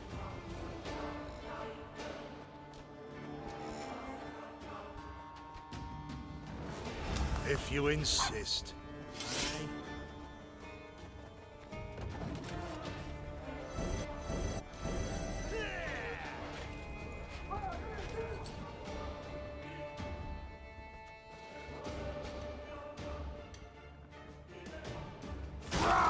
Scheiß! In zwei!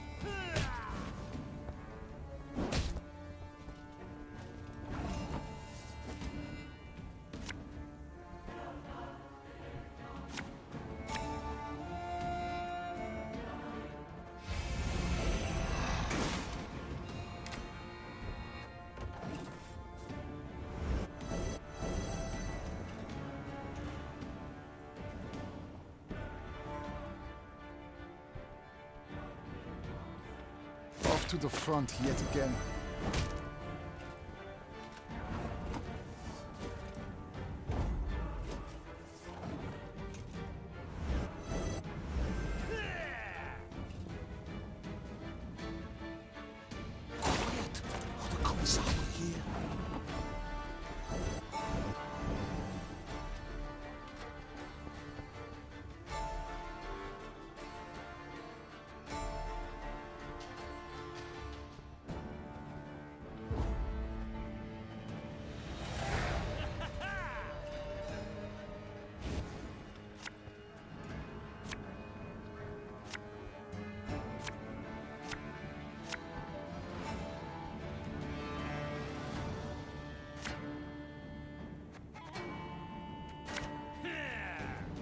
Hundred and 102, 103.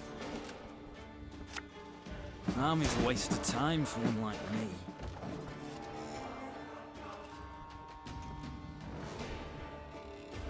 Hundred and 52, 154.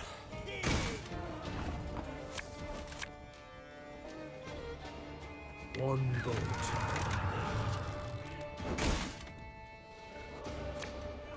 What do you want of me? Should have listened to me, old lady.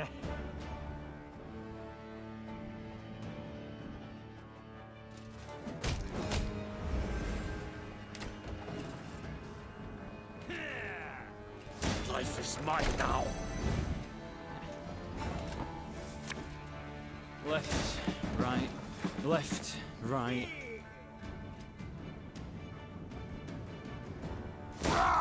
Scheiß in Trade!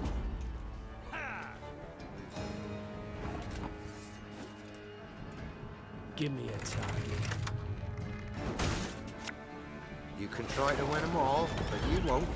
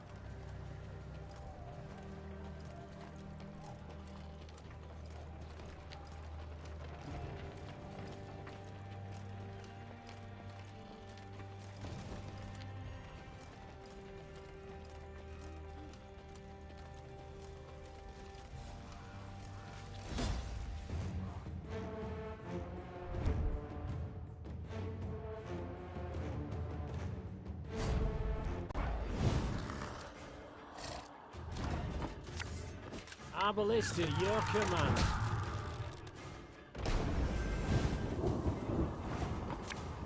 Armor won't save.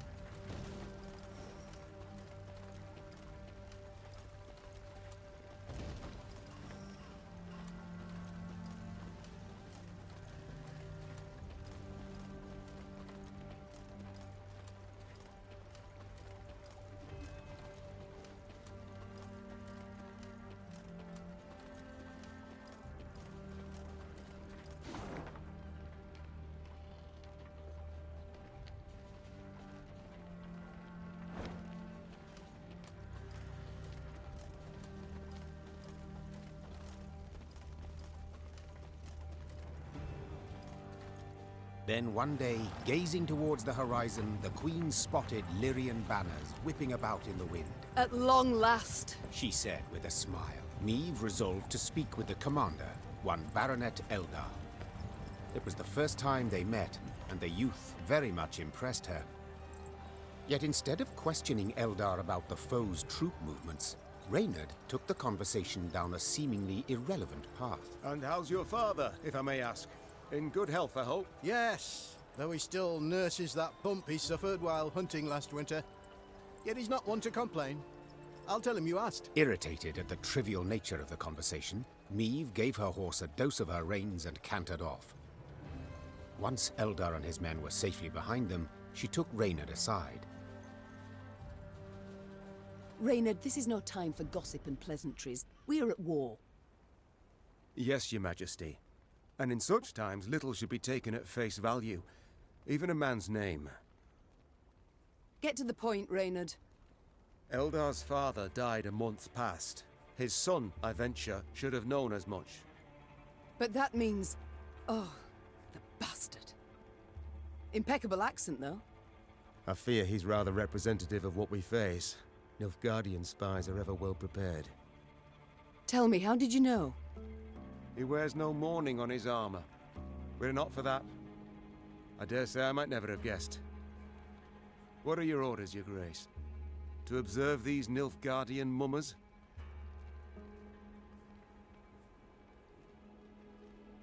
Assemble a force. Tell them to follow our new allies. Observe them closely. As you wish, Your Grace. Reynard's scouts did as ordered, watching the false Lyrians while themselves remaining unseen. Soon after, a scout returned with news that the false Lyrians seemed headed for Rasberg, a castle several leagues to the north.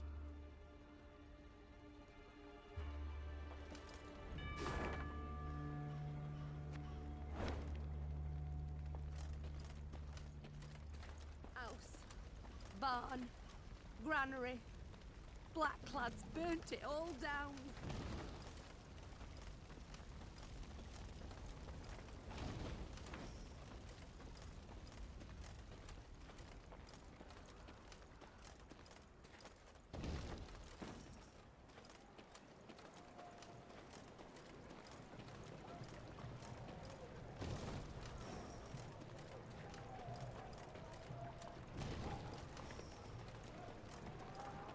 The false Lyrians approached Rasberg Castle.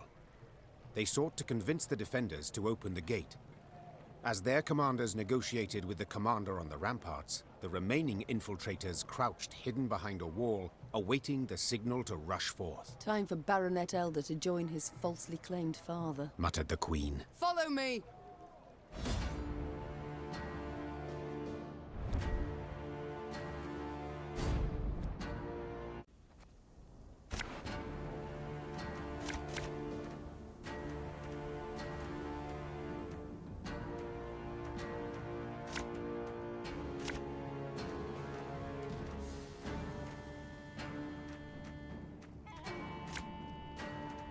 They found us! Sega not to win! To win it war! Ours is not to reason why.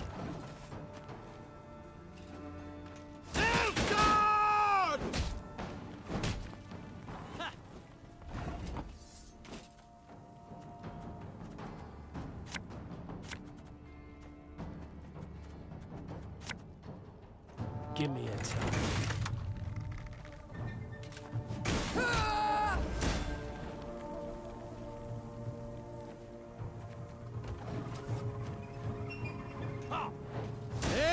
Retreat!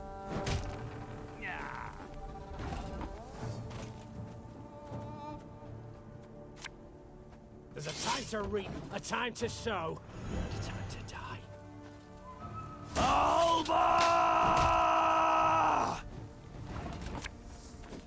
Aye.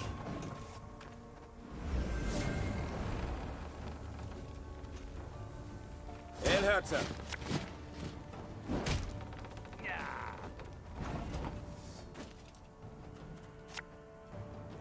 Our ballista, your command.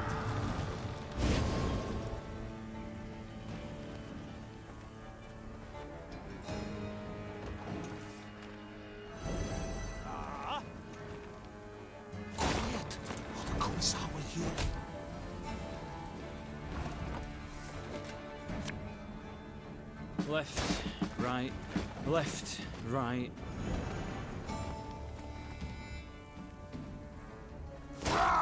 Scheiß! In zwei! Armor won't say.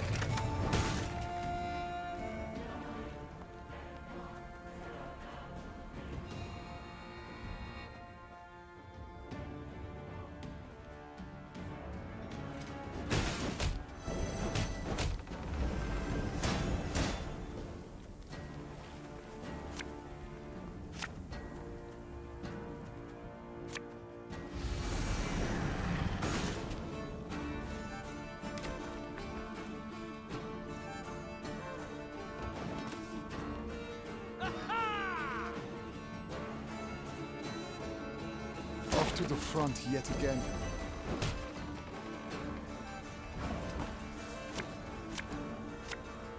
Discipline shall bring us victory!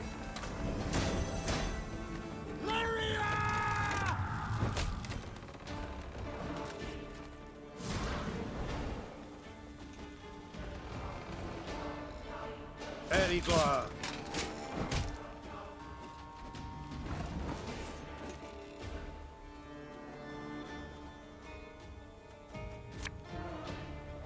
One boat's all I need.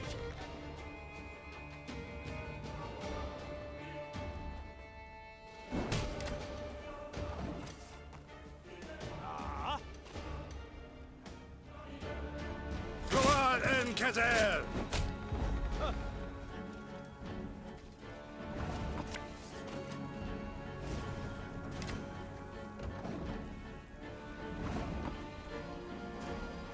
Company! Forward march!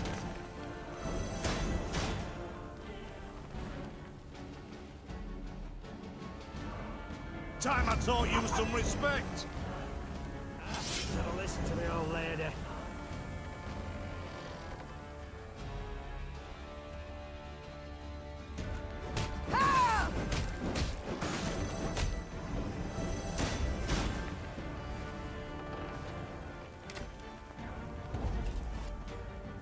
The castle is secure, Your Grace.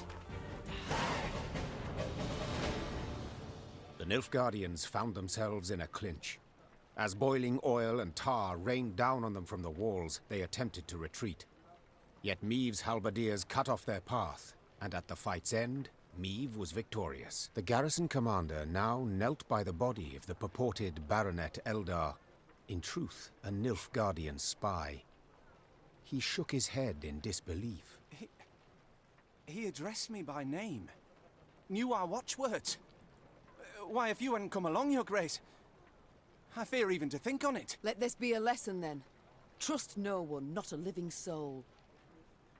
Though victory was theirs, the Lyrians left Rasberg in mightily low spirits.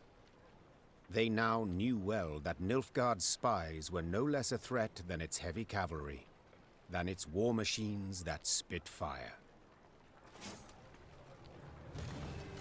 Milady, if I may, the enemy yet lurks.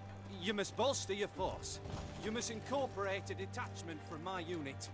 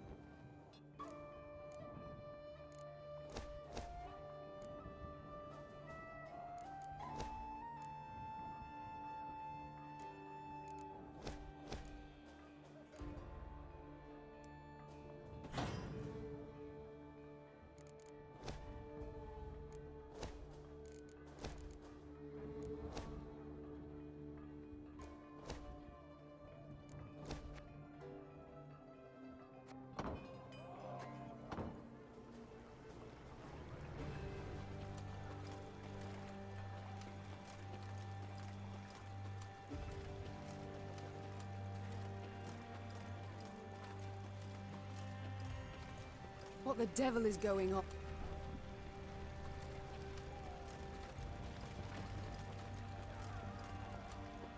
Beware, my lady. Keep a keen watch. Heard the thunder of hooves from the high road. Cries for horses in front.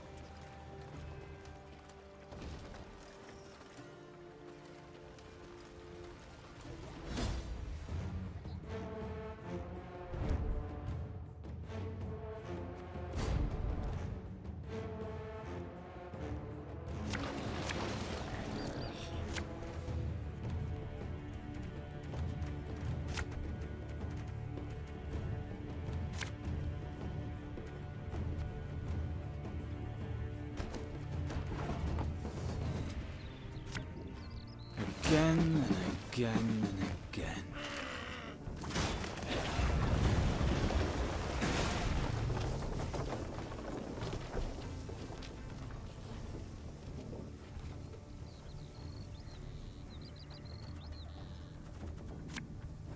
An army's a waste of time for one like me. For Rivia!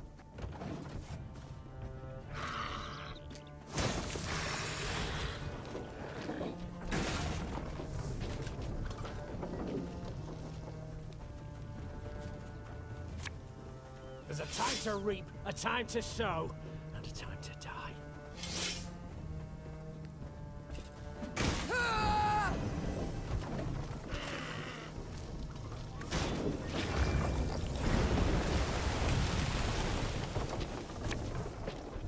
One vote, I need.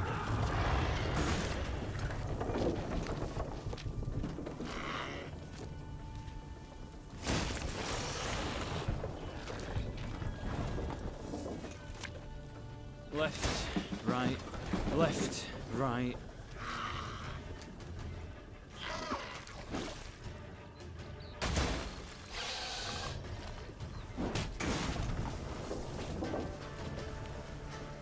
Company! Forward march!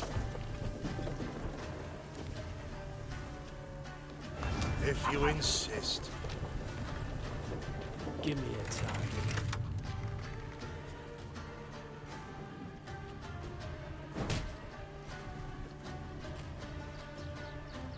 Should have listened to me, old lady.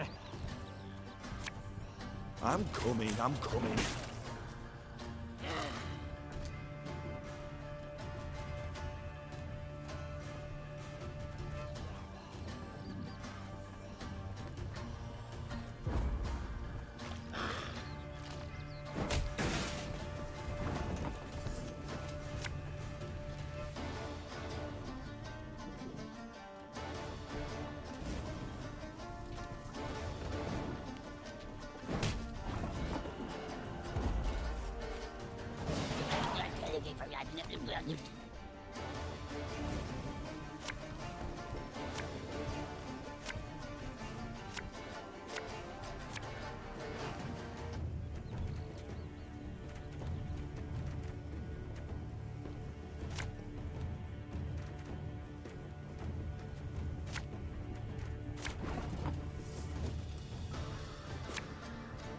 Can't take it anymore.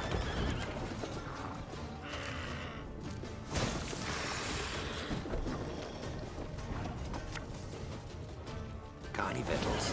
Hungry like a wolf, I am.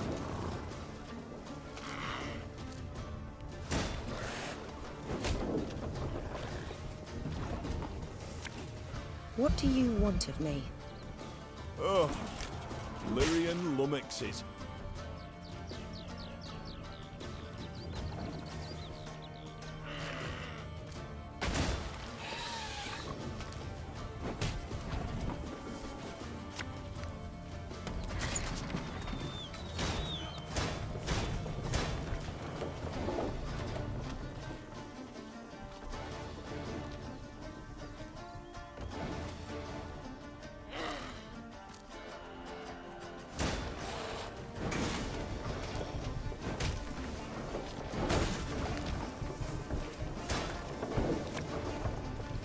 This harvest will be reaping black-clad heads.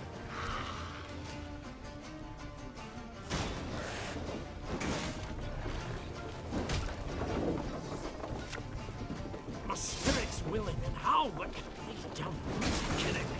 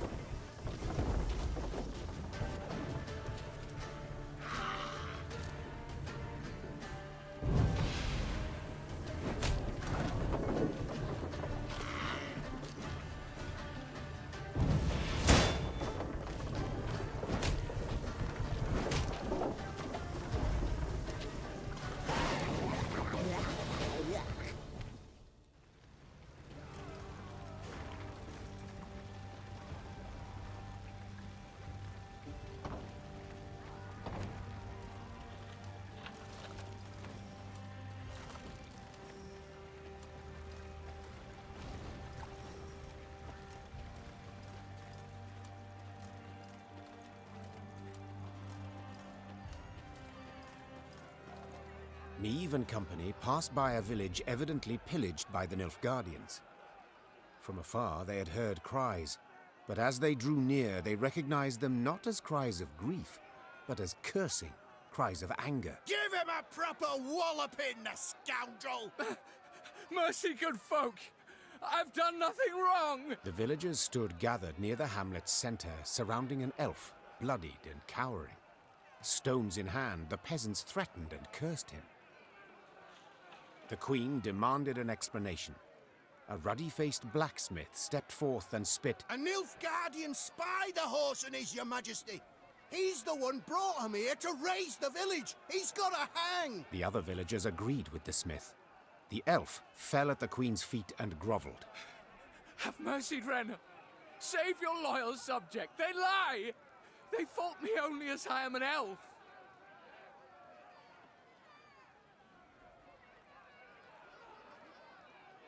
Meve was torn, could not decide who spoke the truth. She thus resolved not to meddle at all. Coming to the elf's defense could only rile the resentful crowd. Later, as the villagers placed a noose around his neck, the elf cursed the Queen's indifference to his fate. Devils take you, blood breaker! Devils take you! Your line! Your whole damned land! Meve gave the signal to depart. As her force marched off, all heard the elf's cries of grief and pleas for mercy.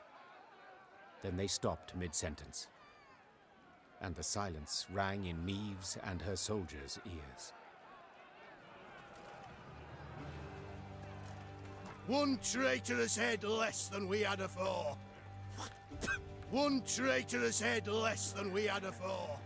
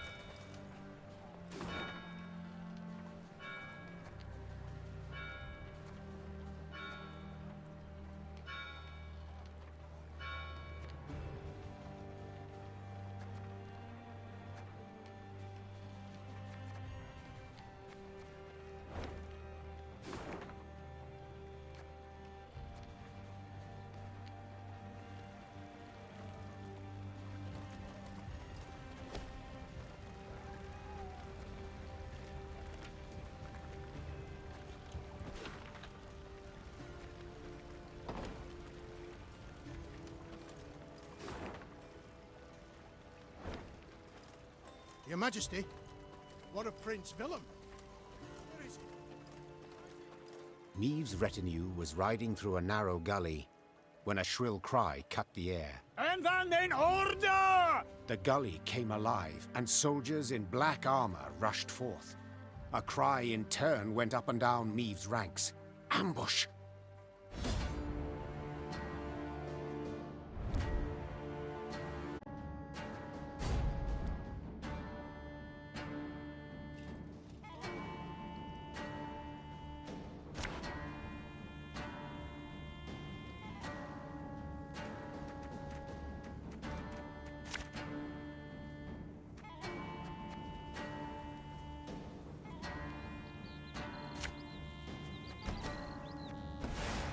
Defensive formation! 101, 102, 103. Page late. Again. Yep. 152, 154.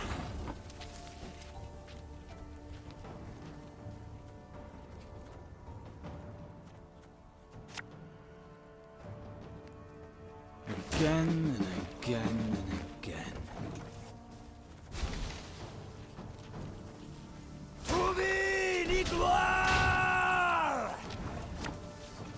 This harvest will be reaping black-clad heads.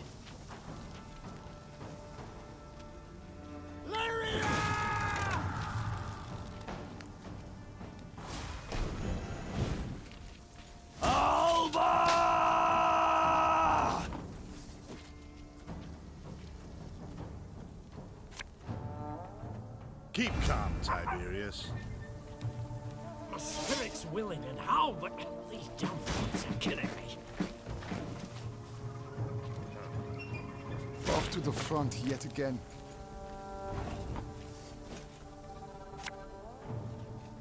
One road's all I need. Quiet, or the commissar will hear.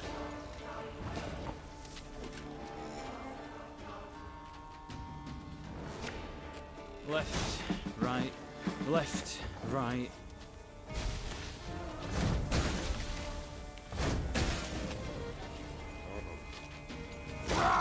Scheiß! In! Zwei!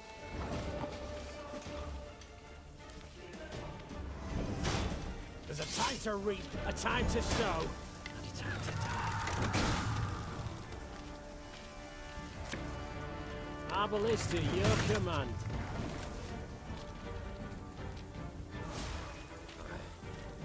Off to the front yet again. Got any victuals? Hungry like a wolf, I am.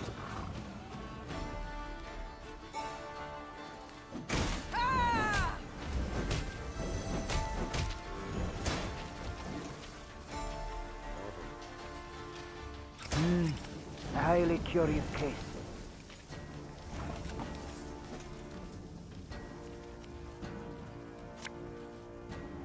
Company! Forward march! I'm a one, sir.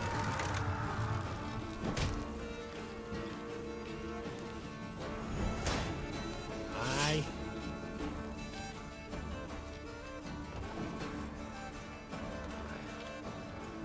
Egreto dum anime est, spes est.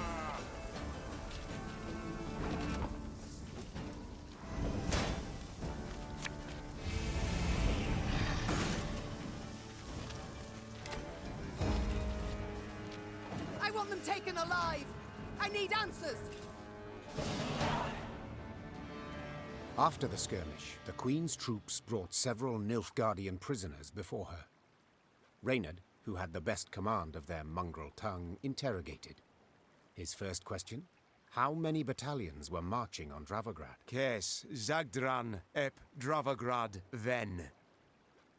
The prisoners whispered feverishly, then one spoke on their behalf. They would answer no questions until the Queen pledged to free them in return. The Lyrian soldiers saw this as arrogance and said as much. Conditions they're giving us now? Sons of whores! I say, we find a tree with a strong bough, several...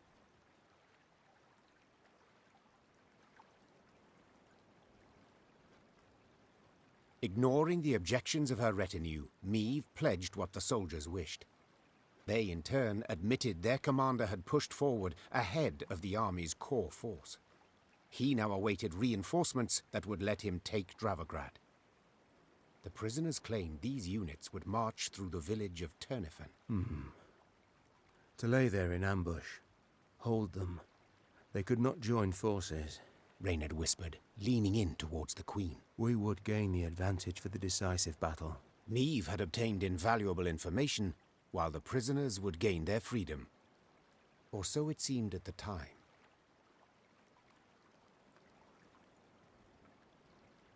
I would ask you to pledge to not reveal our position to your commanders, said the Queen. Yet so eager were you to share your army's secrets with me that your word is of no value. Leave my sight. Once the Queen's words had been translated, the prisoners breathed a sigh of relief. Freed, they ran as fast as they could towards a wood, glancing back to make certain there was no pursuit. But Meve kept her promise.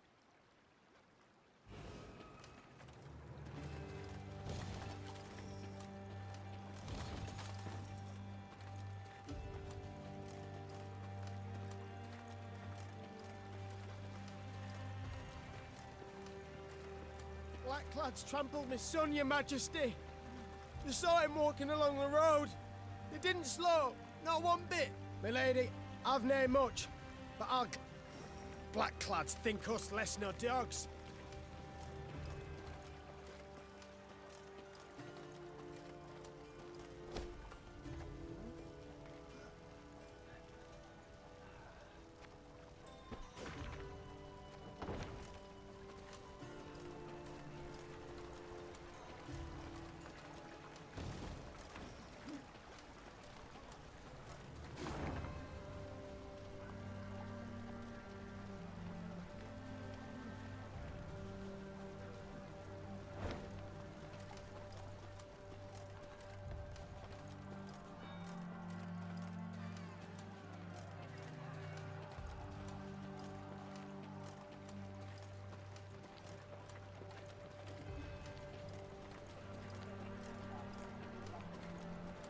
Meve's force made its way to the place the prisoners had indicated, a quaint village named Turnifan.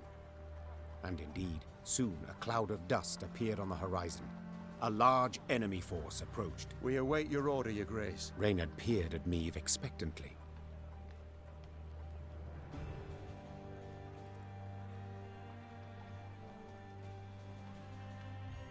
Meve could not let this opportunity pass. The Nilfgaardians marched on, oblivious to the threat. As soon as they found themselves within range, she signaled her arbalists to loose their bolts, then led her cavalry in a charge. At them! Follow me! Gee up!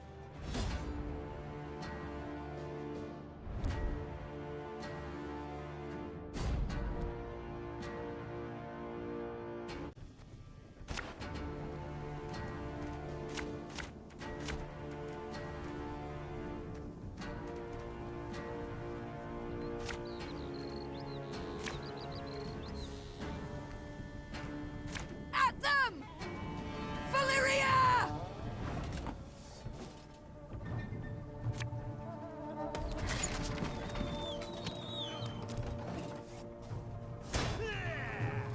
101, 102, 103. Pays late. Again.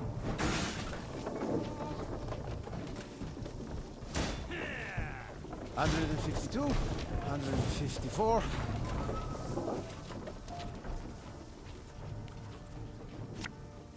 Again and again and again. Scrubbing duty again? Oh, gods. An army's a waste of time for one like me.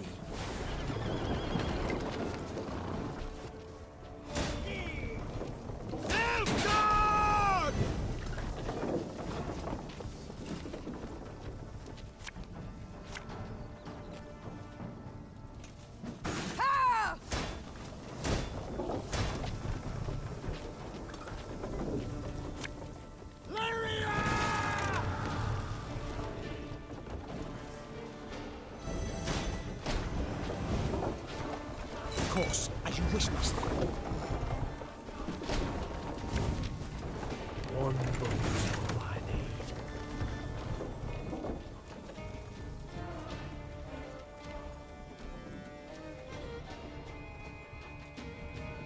Can't take it anymore.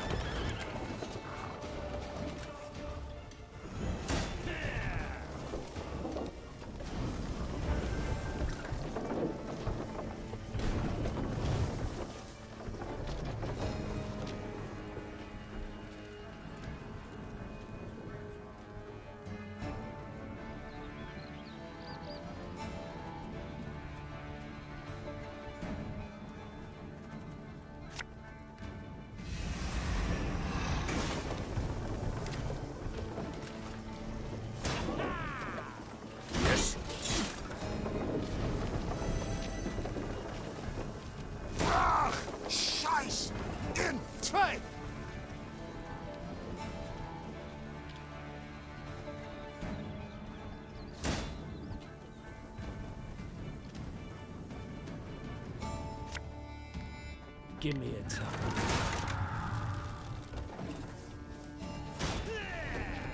Destillat Zweifel!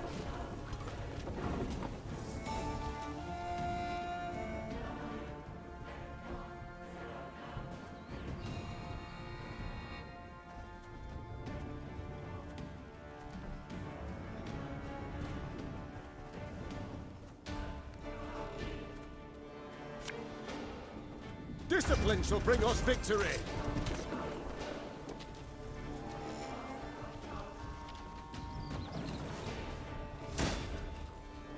El Herzer.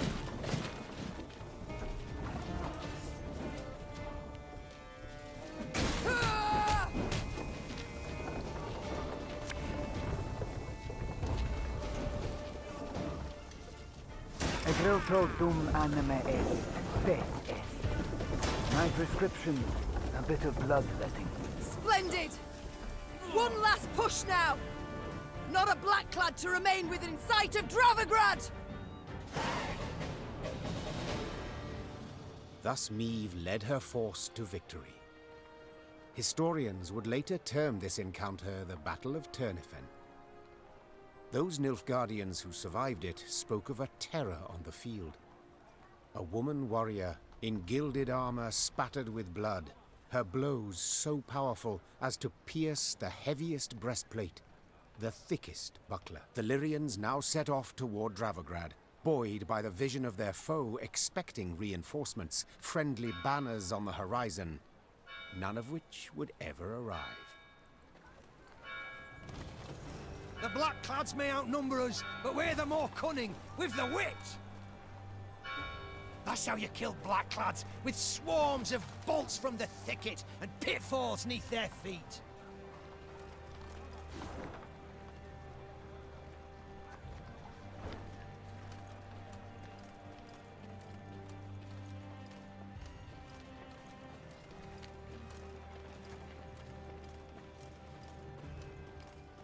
The men of this Nilfgaardians, you'll not defeat the gods. They fear not your torches. They fear not your swords. Blasphemers, pagans, idolaters who prostrate themselves to the sun. Curse you, sons of Nil. Blasphemers, pagans, idolaters who prostrate.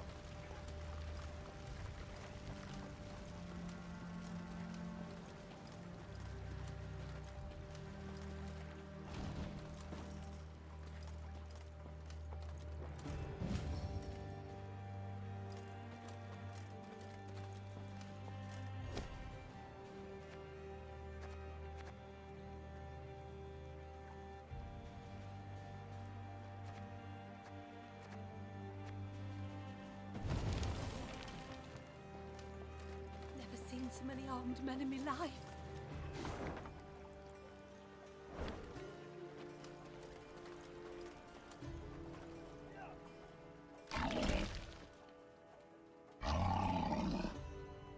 A dark shadow suddenly cut across the sky. The Queen instinctively brought her shield up, convinced a Nilfgaardian catapult had lobbed a boulder their way.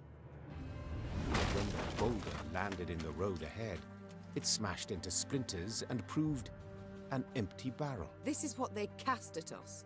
Barrels.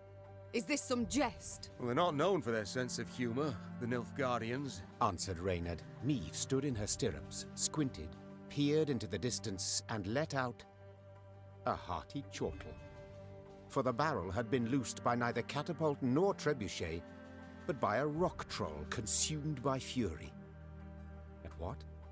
A company of Nilfgaardian soldiers had pitched camp by the cave the troll called home. Troll or non-troll? Said the Queen, drawing her sword. None deserve to die at Nilfgaard's hands. Follow me!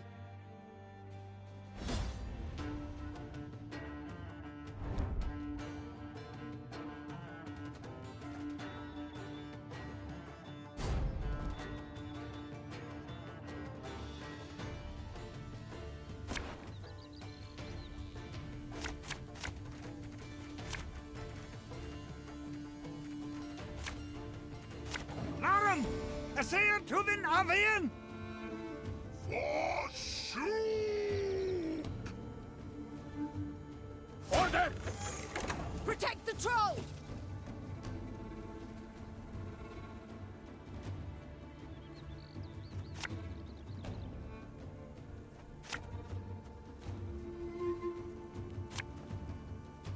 For Rivia!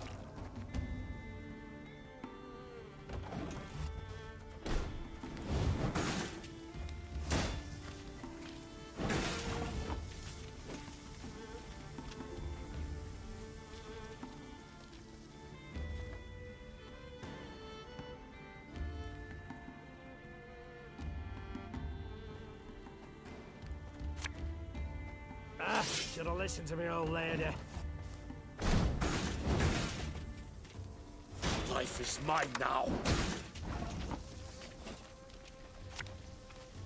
One boat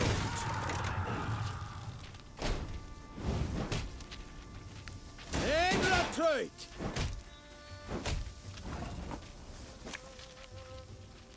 Give me a time.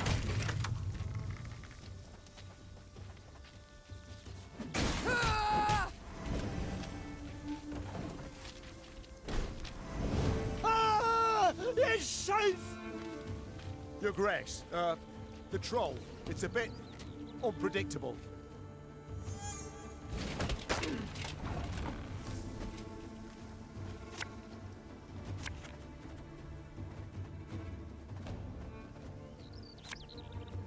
Can't take it anymore.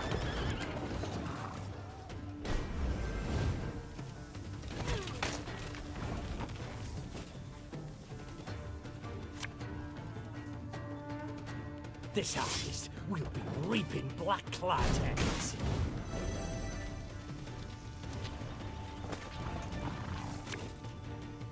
Arbalist to your command. Wise choice.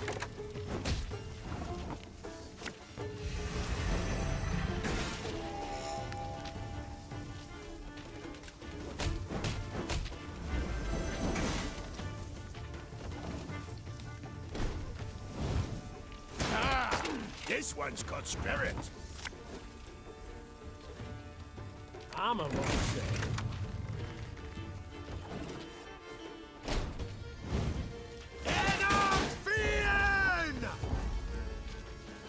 Humans good do.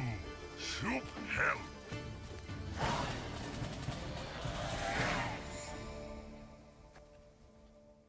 The Lyrians smashed the Nilfgaardian force.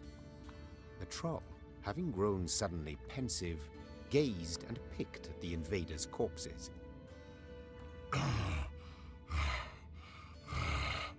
Clad in blacks humans, no good humans. Just so, Sir Troll. The Nilfgaardians are a devious lot. Our land they've attacked most treacherously. Clad in black's humans hard. Why no good humans? Big lot armor. Shoe got to. Try morsel of human, you wish? Do you know to whom you speak? This is Her Majesty, your queen.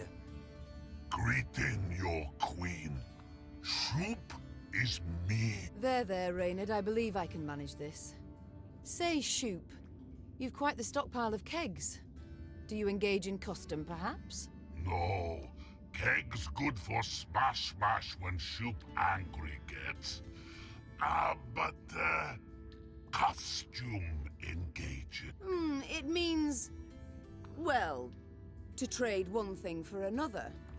At a profit. One thing for other. For glitter rocks, even. Yes, if you play your cards right, you might just convince someone to pay you in rocks. Cards, kegs, trade, glitter rocks. Oh, Shoop plan got. Shoop gotta go. Afore human go, Shoop human give. Your queen aid give, your queen aid get.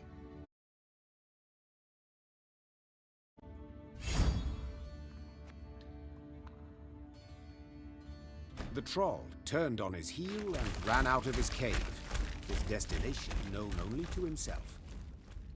As she moved to leave, a hunch told Meve the world would yet hear of this troll named Shoop.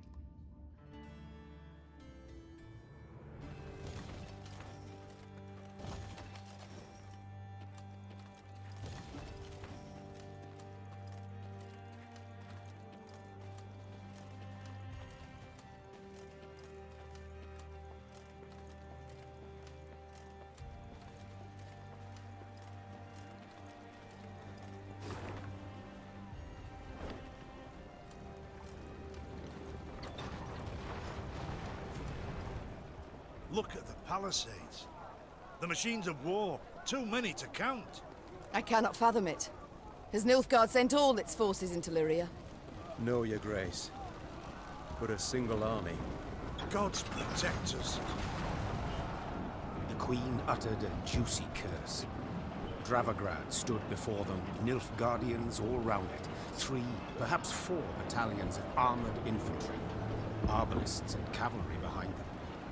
Trebuchet volleys had punched holes in the walls, while battering rams had twisted the main gate open. But elsewise, the city was mere moments from falling to the foe. Doomed! We stand not a chance. Nilfgaard outnumbers us twofold. More! Then our men must put double the spirit into the fight. Double the heart. Lyria! Emboldened by their valiant queen and commander, the Lyrians charged headlong at Nilfgaard's lines into a hail of bolts and arrows.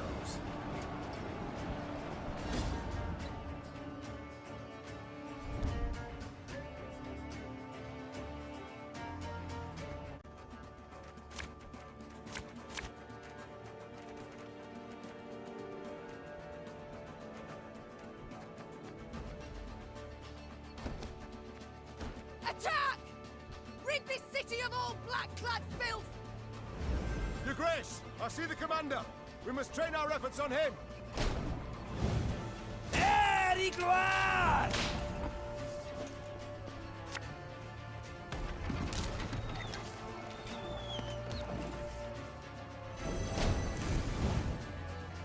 Hellcats out!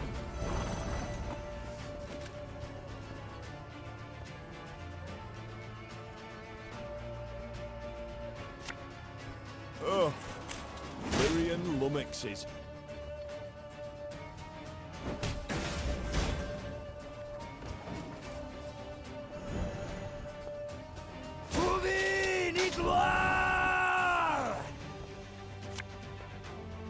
One bolt.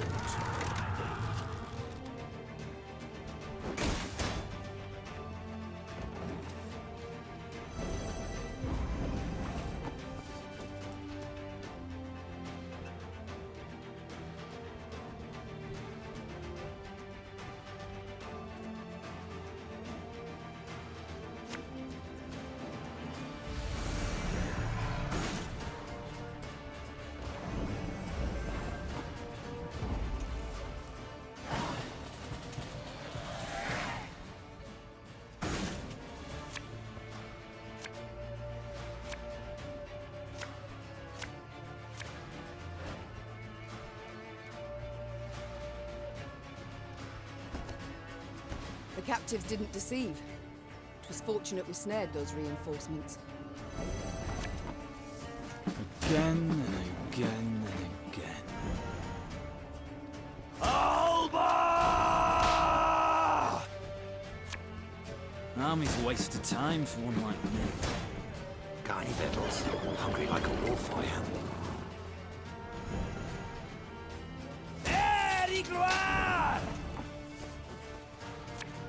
Tell me you jest. Oh, Lyrian lummoxes.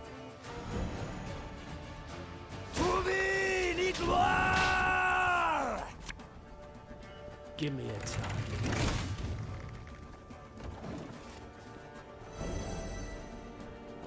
Yes.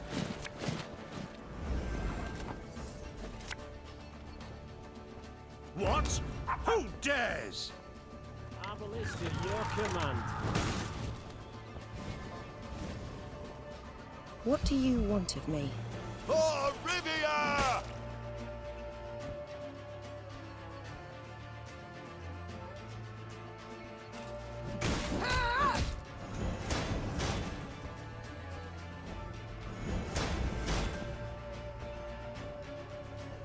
Armor wars.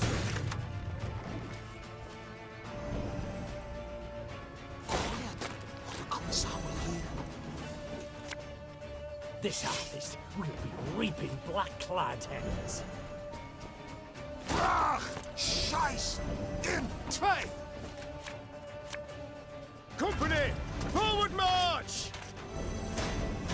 My spirit's willing and how, but these damn brutes are killing me. You can try to win them all, but you won't. Off to the front yet again.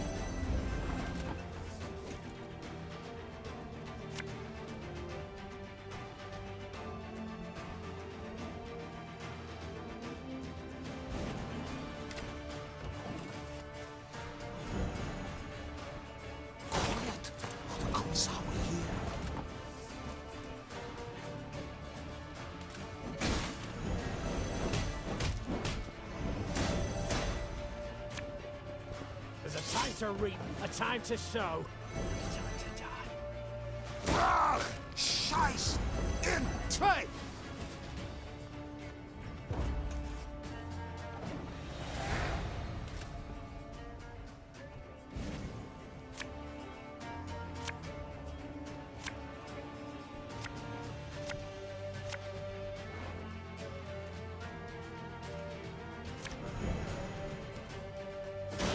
Boots got sand aplenty in them. Aye.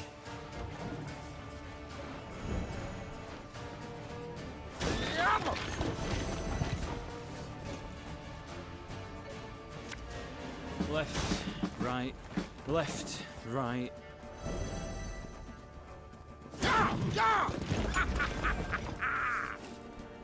A lesson in humility coming now. Listen to me, old lady.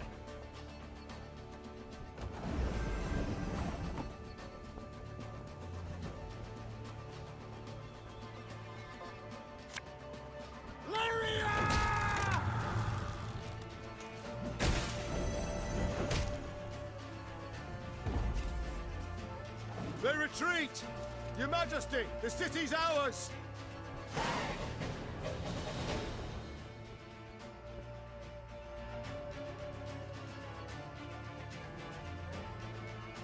The Nilfgaardians fled in panic, abandoning war machines, shields and arms, even their wounded. The defenders rejoiced. They laughed boisterously, and cries of delight and chanting could be heard all around. "Warrior Queen," they shouted. "Meve! Meve! Meve!" Hear that, your grace. I do. No sound rings more lovely to a ruler's ear. Yet rest on our laurels we cannot. Caldwell, the situation in the town, what can you tell me? Wall breached. Thrice. 400 wounded, near 1,000 without roofs over their heads. All nothing compared to the grain stores. Went up in smoke during the siege. And it's some time yet afore the harvest. Your Grace, The war's just begun, I know.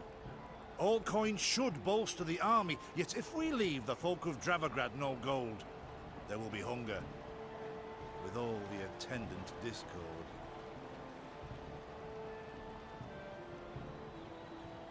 The drought of 1258 I remember all too well.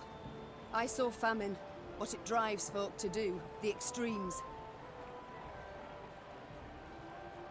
A strong army I need desperately, yet not at all costs. The townsfolk need gold to survive till the harvest. Count how much, then give it to the garrison commander. As you command, Your Grace? The battle we've won, there's just the war that remains. And Nilfgaard will strike again, doubt it not. We must move on. Caldwell, ride ahead to Lyria. My son must call a gathering of the Council of Peers. Tell him so. We'll have much to discuss. Reynard and I will follow with the troops. We shall seek out any Nilfgaardian stragglers, prevent them from rejoining the main force.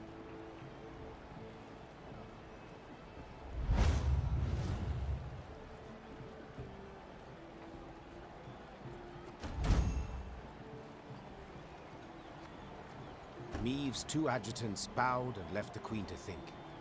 She was hungry, sore from the fight, spent. Yet sensing her soldiers' eyes upon her, she set off for the stable, her gait brisk, her head held high.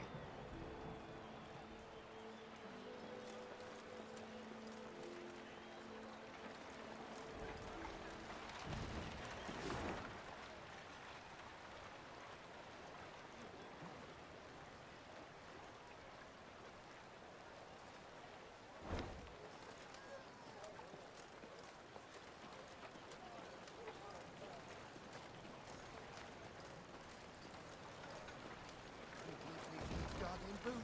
Thought kings and emperors fight. Leave the common folk to tell Your Majesty you saved us, and not a moment to Your Majesty you.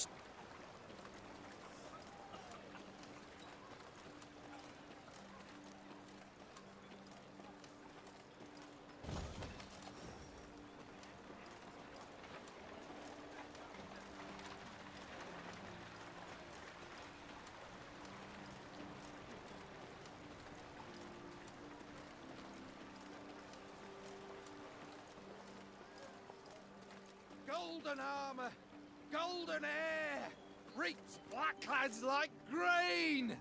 Meve, Meve, Meve.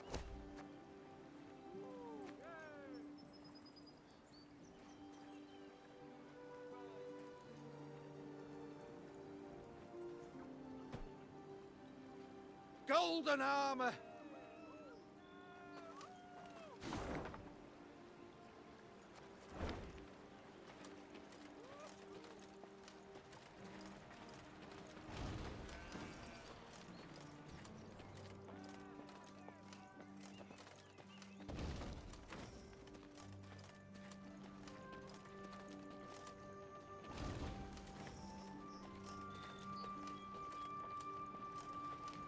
Milady, a strange boat floated past. Thought it imperial, but it flew not black sails, but red uns. Deep red.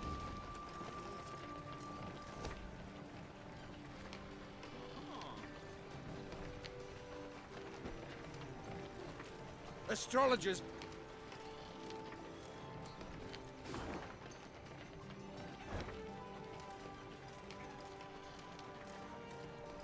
Horns sounded. Meve recognized them at once as those of the Lyrian vanguard. She drew her sword and prepared to face the invader. Yet coming down upon her force were not Nilfgaardians, but bearded warriors clad in leather, horned helmets on their heads. This was not so. The Queen could not believe her eyes. Skelligan raiders? This far inland? But this was no time to be bewildered. Meve spurred her horse. It neighed and reared, and then the twain leapt into the fray.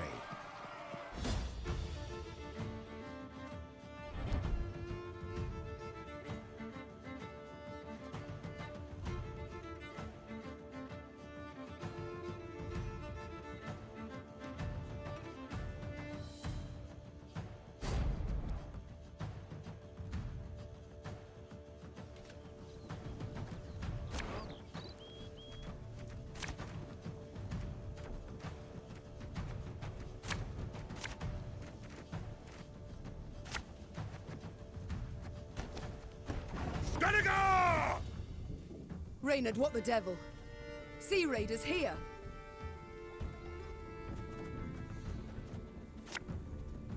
Got any victuals? Hungry like a wolf, I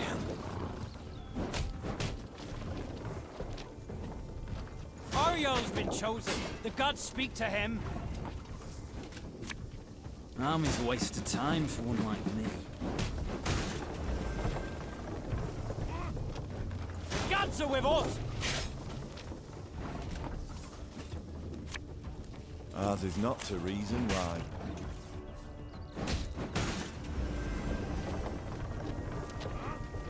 For blood!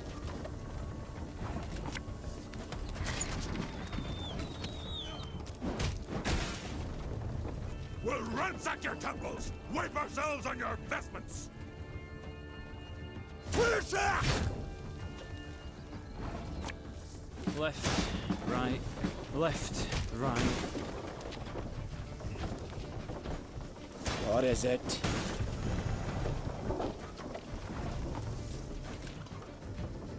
One boat.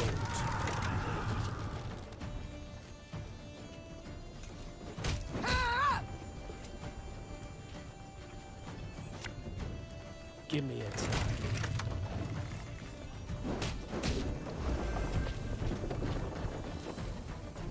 We've sailed into troubled waters, mate. Our ballista, your command.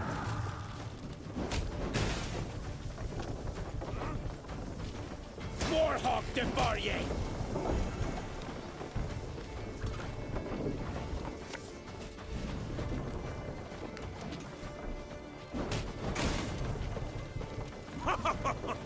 You've got stones, wench!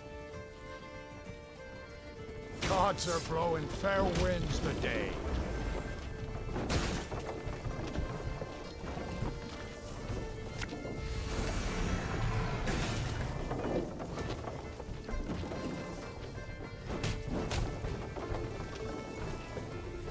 You wanna pass, you gotta pay. Can't let you through elseways. Again and again and again. Give us all you got!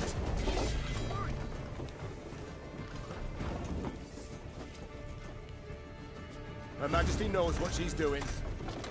This house will be reaping black-clad heads.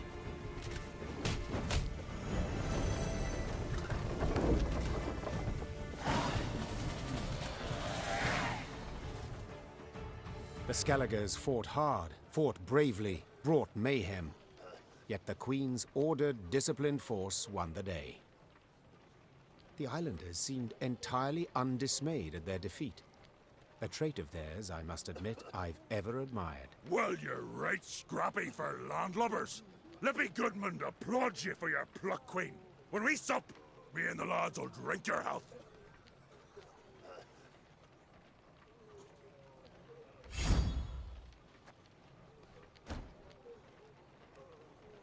That we shall yet see, sir. We must know something first. What brings you this far inland? What drove you from the sea? Meve asked, crossing her arms. Ha! What always drives us? Looting and pillaging. The coast's picked clean since long, so we set our longships up the Yaruga for gold and glory! Amusing. I always assumed you to be honourable folk. And who dares to claim elsewise? Your very actions do so. You've attacked a land preoccupied, a land already at war with invaders. But I suppose it makes sense. You've ever feared to attack Imperials? The Queen prodded gently. What did you say, wench? Goodmund had quickly turned red with rage. I'll prove just how wrong you are, I will! Why, we'll be drinking mead from Nilfgaardian helmets for sundown! Follow me, lads! Meve smiled as she watched the islanders gather their gear and prepare to march. She doubted not in the least that Goodmund would honor his pledge.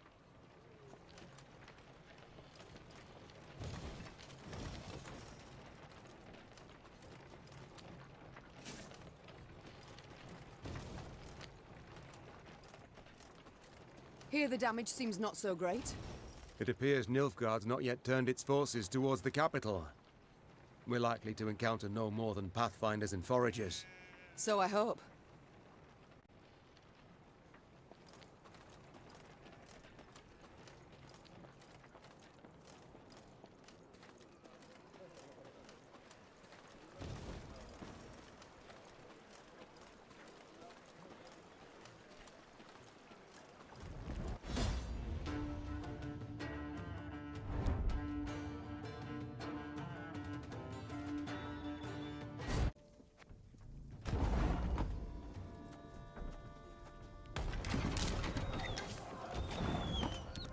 One boat.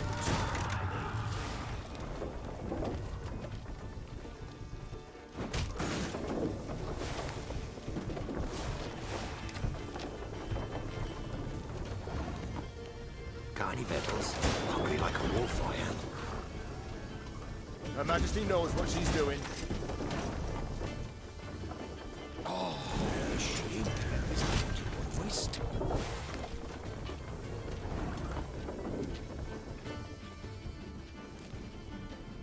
I only loot 4 pieces, but sometimes they're quite fresh. Give me a tip.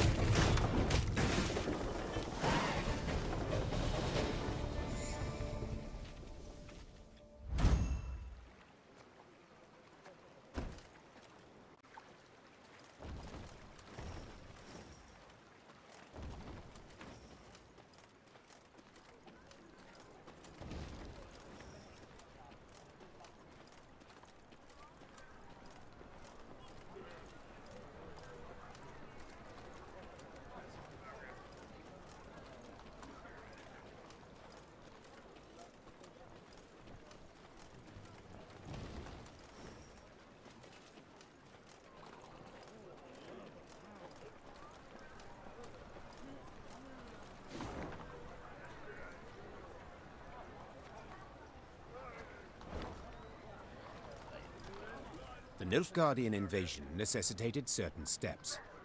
Meve had dispatched scrolls to her garrison commanders, based upon which they were to announce general musters. She'd hoped that by the time she reached Crydam, fresh recruits would be waiting to join her growing force. Alas, the commander of this fort, one Sergeant Griggs, had only bad news. Your Majesty, I've not the numbers to man the walls even. The call to arms brings few new recruits and more men desert each day. Folk are terrified something awful. They don't believe in victory.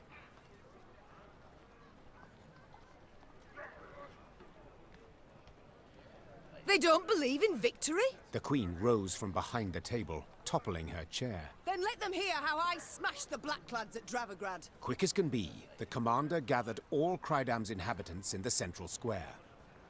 Meve stepped out in front of the crowd and recounted her most recent victory.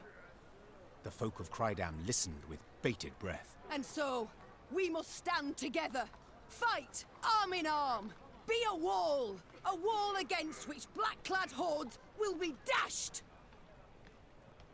The townsfolk responded with thunderous applause, yet enthusiasm is rarely long-lived. That born of Meve's fiery words had dispersed after but a few days.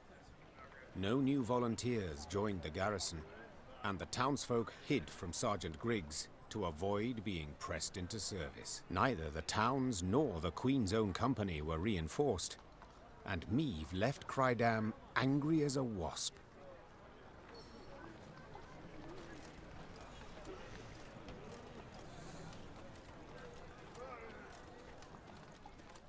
A contract on a monster. Interesting.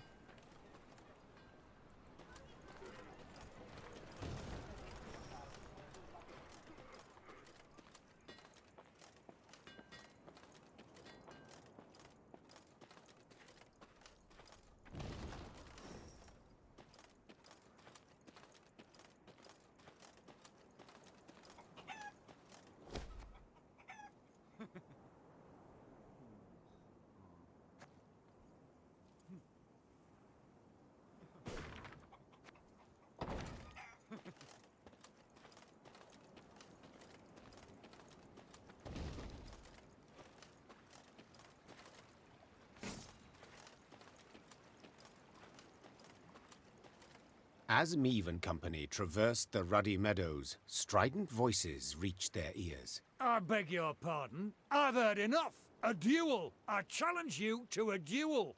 A duel? Nonsense. I'd sooner lay you across my lap and give your ass a thorough flailing, you scoundrel. The Queen approached the arguing parties. Two nobles, Lords Cartwright and Mansfield. Quickly she ascertained they were up in arms over ownership of an orchard lying between their estates. Assisting both nobles, their kinsmen, armed to the teeth, prepared to leap at each other and crush heads. Upon spotting Meve, the lords lowered their voices, bowed and presented themselves. Yet they could not keep their ire fettered long, and were soon casting aspersions again. Your Grace, Mansfield has seized it. No, stolen my land. Land that has been in my family for generations. It is my recompense for your reckless deeds. To burn down me mill in Furchin for a bit of sawdust in your flour? Well, I never. A bit? Oh, let me at him. Farmhands taken ill, cooks feverish, all from that manure. You are a fraud, sir.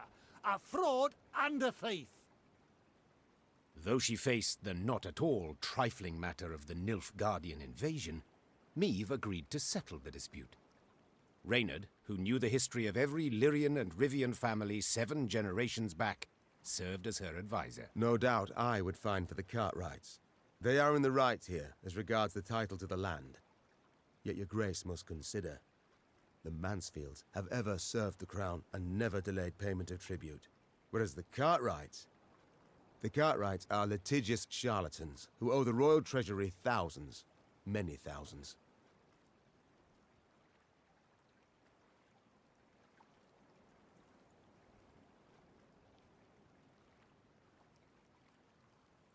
From what I've gathered, you've both burdens on your conscience, said the Queen. And I've neither the time nor the inclination to ascertain who started this feud.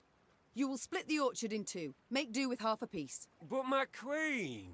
Should my judgment displease you, Mansfield, I can always incorporate the land into the crown. The Queen's threat silenced the feuding lords, yet it failed to bring their conflict to a close. In a few years' time, they were at one another's throats yet again. You bloated ass-bladder! We'd have managed it ourselves, I told you. But no, judgment. You had to have judgment. You demanded it. You bloated ass-bladder! We'd have managed it ourselves, I told you. But no, judgment. You had to have judgment.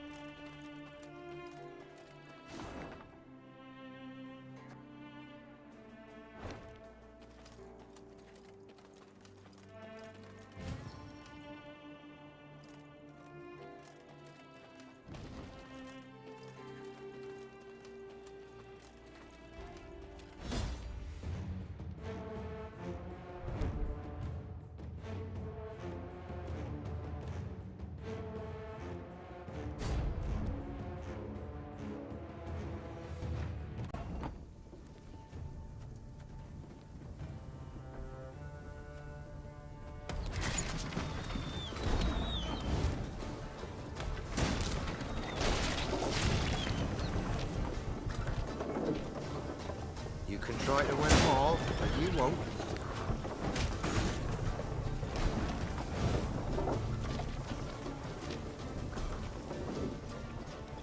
One bullet all I need.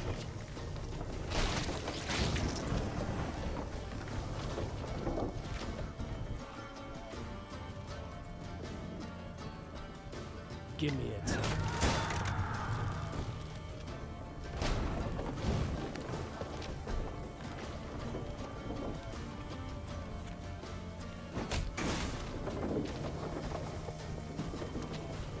We must trust each other.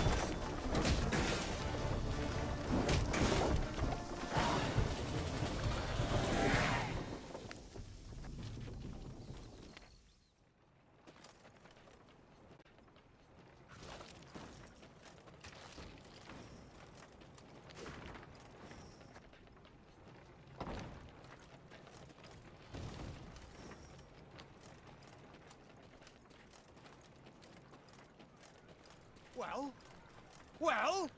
A worm, just as I said. Now who's addled in the head, eh? Well?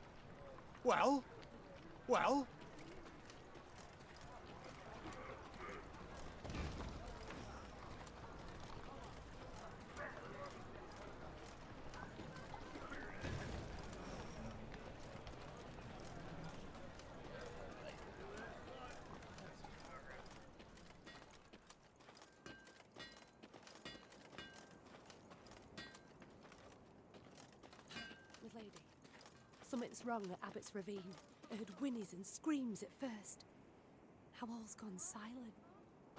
Why? Night on the high road, a day afore last, claimed the beast's called a girly Cora or some such.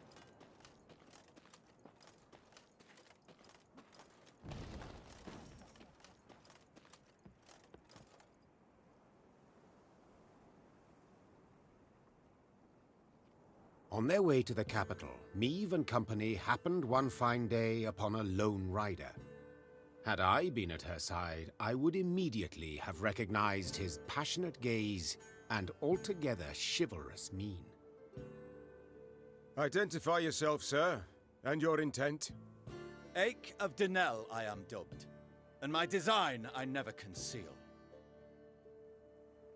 The good book says the world is a garden which the gods once conferred upon man, and we men have this garden neglected. In consequence, all manner of filth has made its lair here. Drowners, ghouls, and other kobolds. I have sworn ne'er to rest until the day when, with the gods' help, I have rid the world of these beasts and pests. I wander all lands, seeking out evil and facing it in mortal combat. Who do we spy? A knight-errant? Just as likely a madman. How goes your hunt? Caught the trail of any monster? Monster? Too fair a term by far. An exceptionally vile worm has made its lair in nearby caverns. It is said to be the very distillation of filth. A slithering horror. A mélange of the macabre. Its head, that of a wild cat of Ophir. Its maw full of spiked teeth. The wings of a bat it is said to have. The tail of a scorpion, and from it a thick venom drips. Learned men call this variety a manticore, or mardiacore. Perhaps it will be most prudent, then, to send for a witcher. A witcher? Soulless automatons they are, all, feeding on common folks' fears. What they demand gold to do, I perform without demand of any coin. Sir Ake, far be it from me to discourage you. Your endeavor is noble, no doubt. But from what I have heard, manticores are exceedingly dangerous beasts. To defeat this filth alone could be a difficult task, I'll not deny. Yet try it I must, for it is what I have sworn before the gods. We shall help you find and fight the manticore, provided you then pledge to help us fight an even fiercer and filthier beast. Of course, my lady. Yet what manner of horror is it? A viper? A griffin? A drake of some rare form? Were it only. 'Tis a beast of 1,000 heads, covered in black armor, its fire consuming whole villages. Noble lady, I know bestiaries only in parts, yet I've seen some of the world, and never have I heard of such a terror. You need but look about you, and spot Nilfgaard's legions. Devastating. But you must forgive me, Your Grace. This struggle between realms is not one to which I can lay a hand. If such is your view, I shall not insist. The care you show for my folk I greatly appreciate, Sir Ake of Denel. Godspeed. And to you, Your Majesty.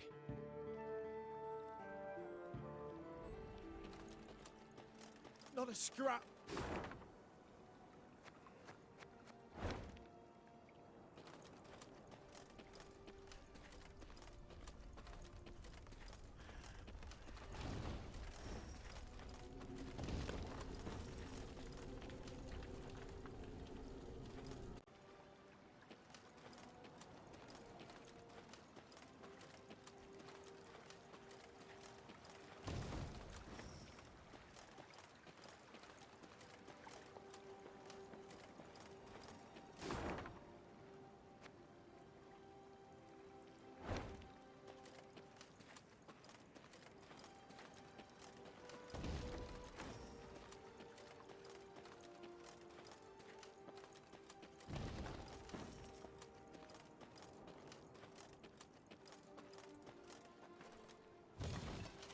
One of them golden sons.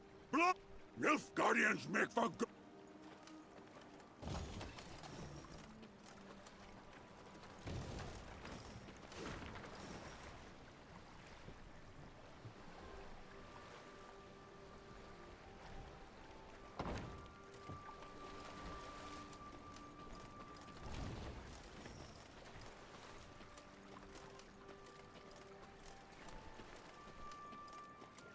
They got black shells, but the meat inside's red.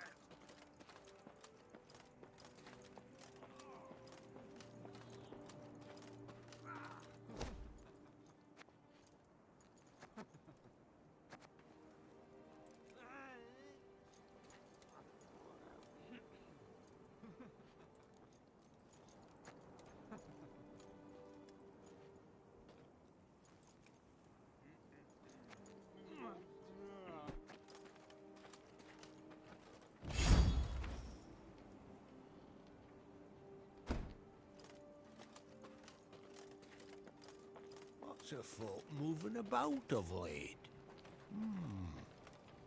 Fair Lyria is our own land, charming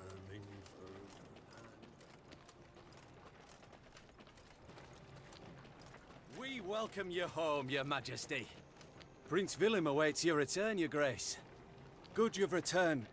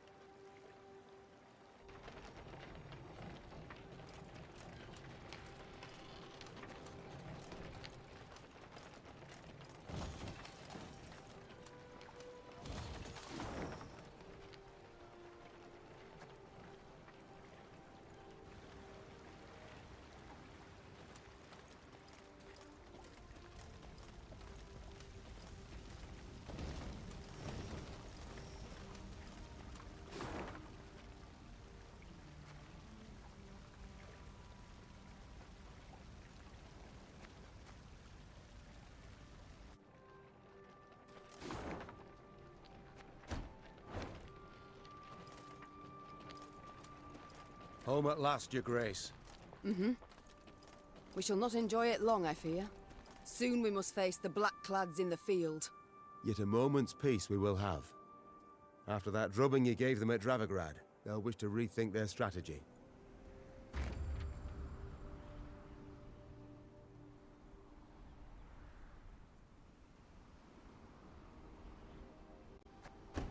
Meve had ridden out of Lyria in early spring, her retinue modest, as none larger was needed for the brief summit of sovereigns. She returned now to her capital, at the head of an army that dragged behind it bandits and Nilfgaardian prisoners in chains. The whole city came out to greet her. Its traders, craftsfolk, priests.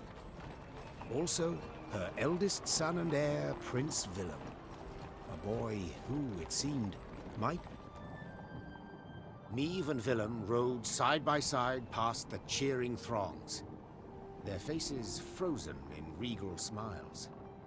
It was not until they reached the castle stables that they found a corner in which to speak freely, candidly. Welcome home, Mother. Content I am to see you, to be sure. And I'm happy to see you. Though I dare say I'd have been much happier to witness you leading an army towards Dravograd.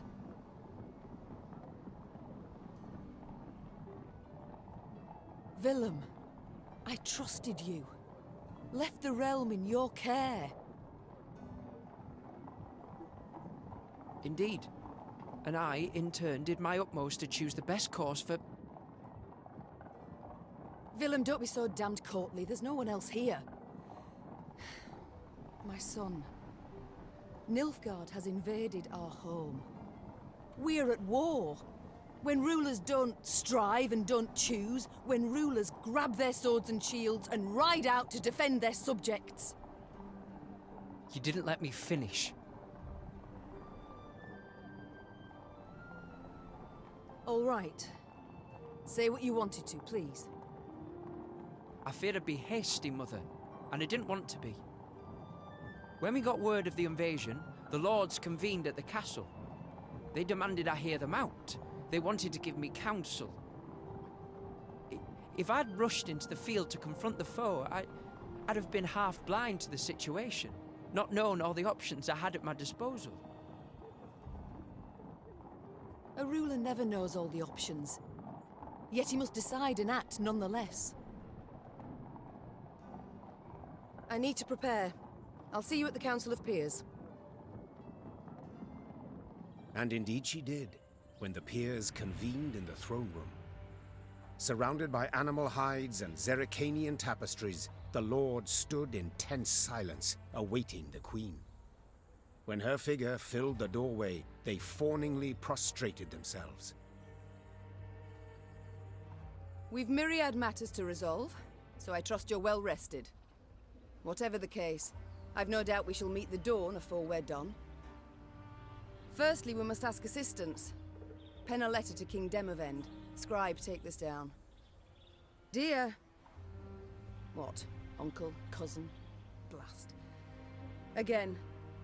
I, Meve, by the god's grace, sovereign of Rivia and... Your Grace. Mother. The peers and I, we've come to propose another solution. Yes, out with it. We wish to acknowledge Nilfgaard's authority, pledge fealty to the Emperor. I beg your pardon. The black-clad hordes outnumber our forces manyfold, and they're far better equipped. We stand not the slightest chance against them in open... You will not lecture me about Nilfgaard's army, my son. All you know of them you garnered from coloured renderings, whereas I faced them at Dravograd. I faced them and crushed them.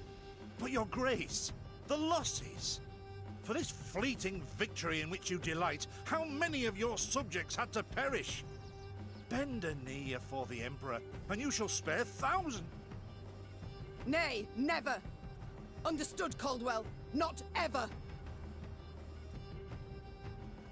I'd hoped to persuade you, but it seems I've failed. Nonetheless, the die's been cast. We've signed the accord with Nilfgaard. Our noble lords stand with me. The blood left Meve's face.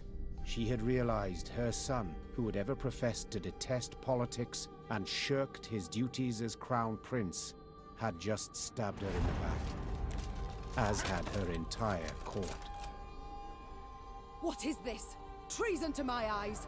The gallows is what awaits you! Willem rules Lyria now.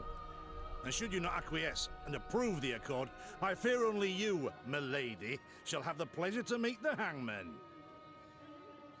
Don't get ahead of yourself, Caldwell.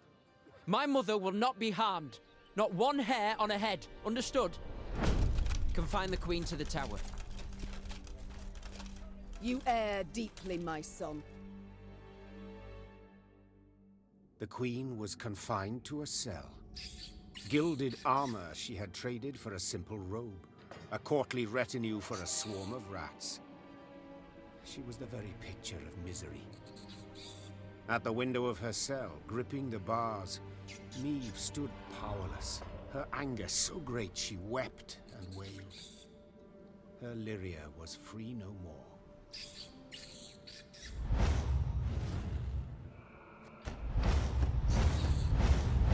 Have I come at a bad time?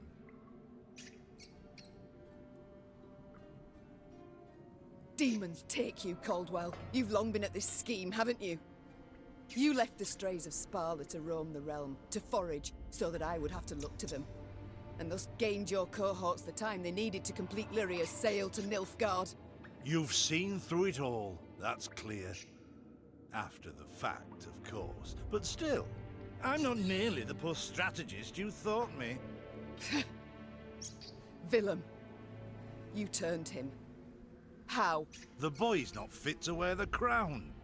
Hasn't sufficient wit nor valor. I know this. You know this. Just, he knows it not. Willem fancied himself a statesman, wished terribly to prove he was one. I made it possible. I've been amply rewarded, I have.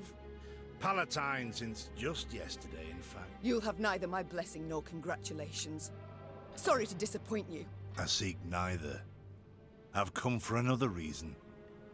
To bid you adieu. Willem does not seek your death. Does not even fathom it, as you well know. Moreover, his resolve will wilt in time, and he'll wish to free you.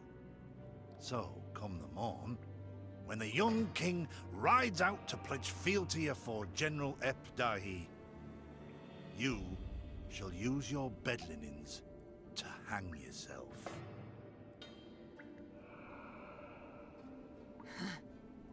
I see. You wish to see me bow afore you, lie prostrate, beg you for mercy, plough yourself with a pike, Caldwell.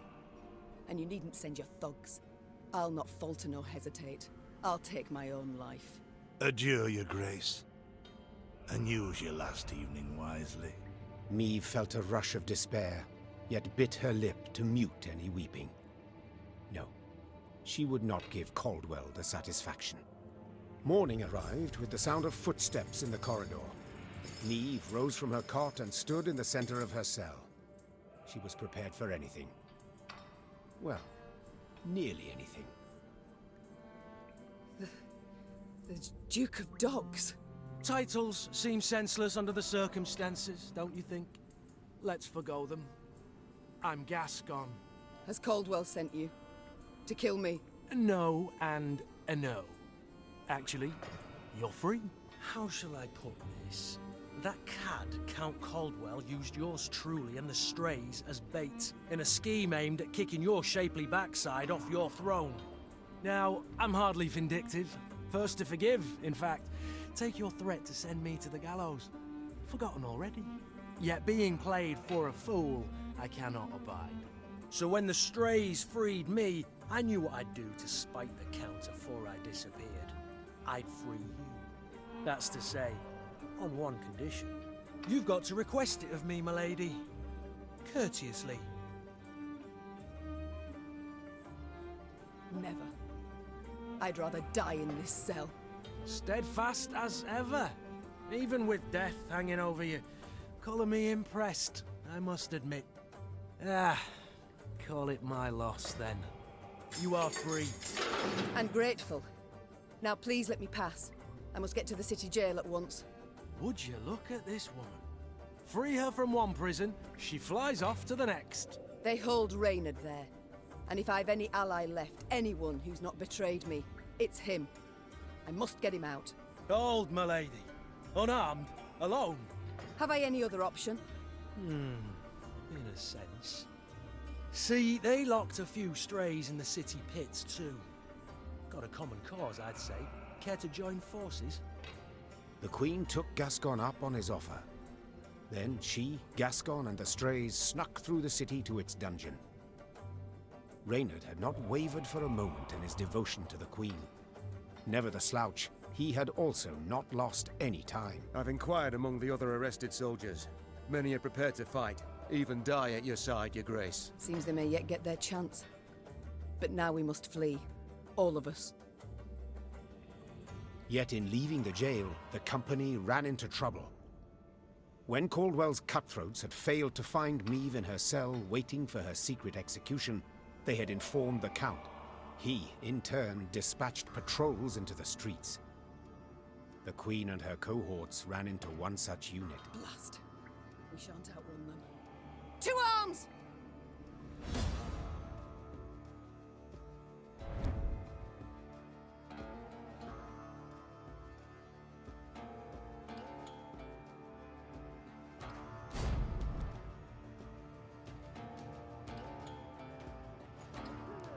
Gascon? Bloody hell, where'd you get to? Your Grace, we must make haste. Caldwell's roused the whole city by now.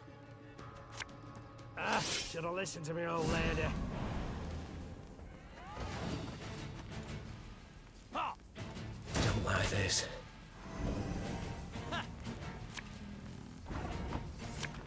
This artist will reap in black-clad heads. Cursed traitors.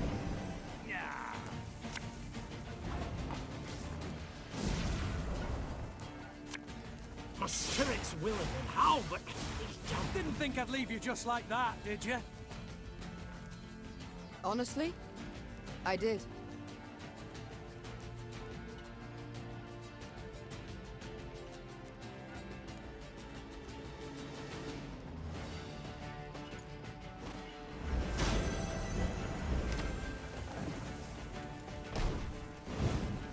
Sod it.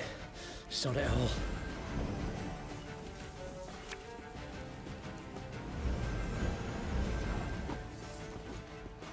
there's a time to reap, a time to sow, and a time to die.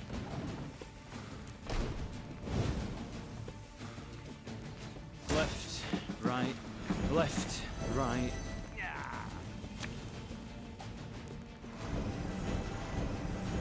Your Grace, what guarantee do we have that they won't stab us in the back?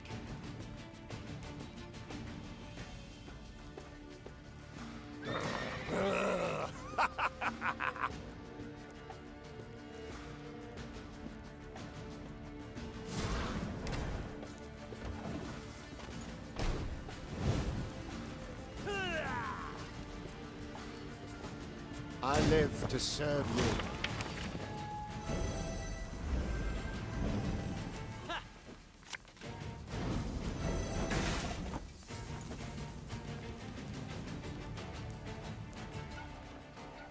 This could hurt.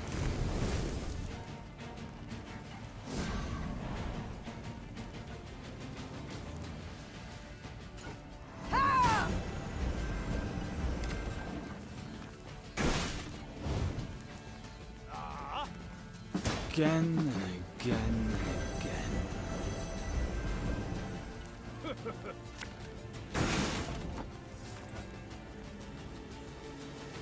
Watch your heads!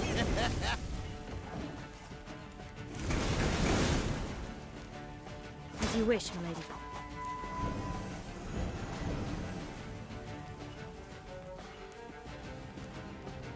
Back to the dust whence you came!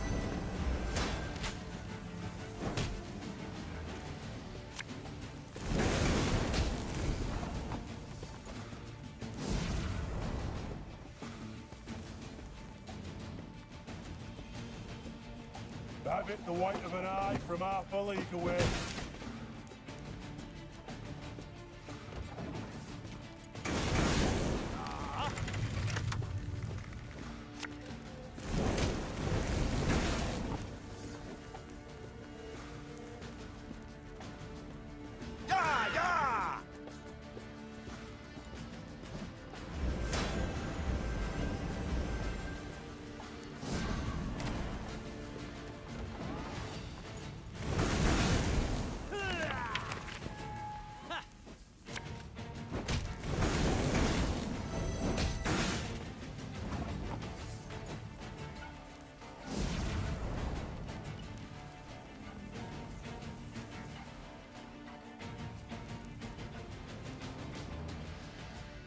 Aye.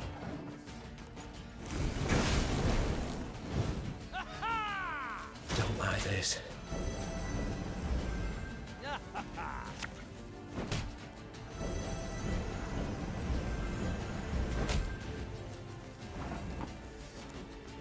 Bigger they are, easier they are to target.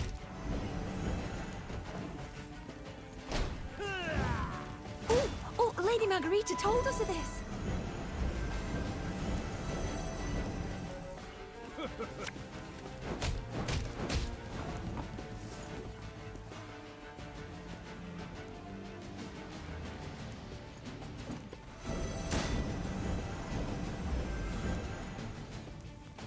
Favourite cut of lamb? The shank.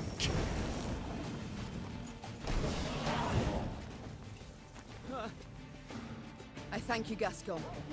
You and your men, for your aid. 'Tis nought, my lady. Strays never say no to a proper brawl. No brawl this was. Sun rising against Mother. Lyrian striking at Lyrian. I fear a blood war's begun. Come now. Seems to me the war's ended. Your realm's lost to Nilfgaard. You've no army to speak of. Then I shall assemble a new one. And with it have Caldwell hanged, and drive Nilfgaard back across the Yaruga. You're mad. How will you find the men? Riding from hamlet to hamlet, speaking from atop a crate? No. I shall find them in Edirn. I've a favour to call in with King Demavend, and I'll sway volunteers to my cause on the way. Well, you've your first willing warriors already. How so? We've nothing left in Lyria. Our hideouts are compromised, Caldwell's sure to set a price on our heads, and Nilfgaardians roam the land in numbers. Besides, I'll be right tickled to see proud Queen Meve fighting elbow to elbow with a bandit she'd wish to hang just a half day afore. Well, it is said my foe's foe is my friend, and I'd be a fool to turn down assistance now, no matter who offers. So be it.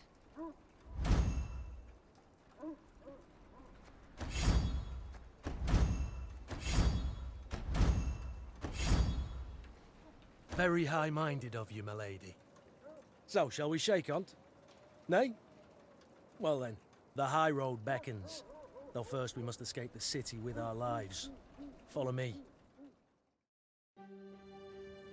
Lyria was hers no more. Meve now had to flee her capital and realm as quickly as she could.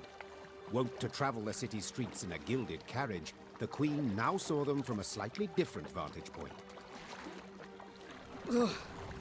Is this the only way? Are you quite certain? The Queen is a common fugitive now, so she'd do better to pinch her nose and whinge not at all. At long last, Meve reached the gate. Yet this she found shut tight, locked and guarded. Gods be damned! Easy, your grace. Nothing we can't solve with a quiver full of quarrels. Those are our men. They were, Reynard, were. Gascon's raiders were poised to loose their boats, but were thwarted when the Queen stepped out in front of them. What she... Your Majesty? I've orders to arrest your grace. Place me in irons, then. Please understand, I haven't a choice. Fear not. You'll be rewarded by Caldwell in Nilfgaardian Florens. The captain's head dropped. His cheeks burned crimson. Go, your grace. Flee now, but only to return. Remember this, Gascon. I'm no fugitive. I'm a queen, robbed of her rightful crown. And though I may need to venture to the world's end before I return, I shall have it back.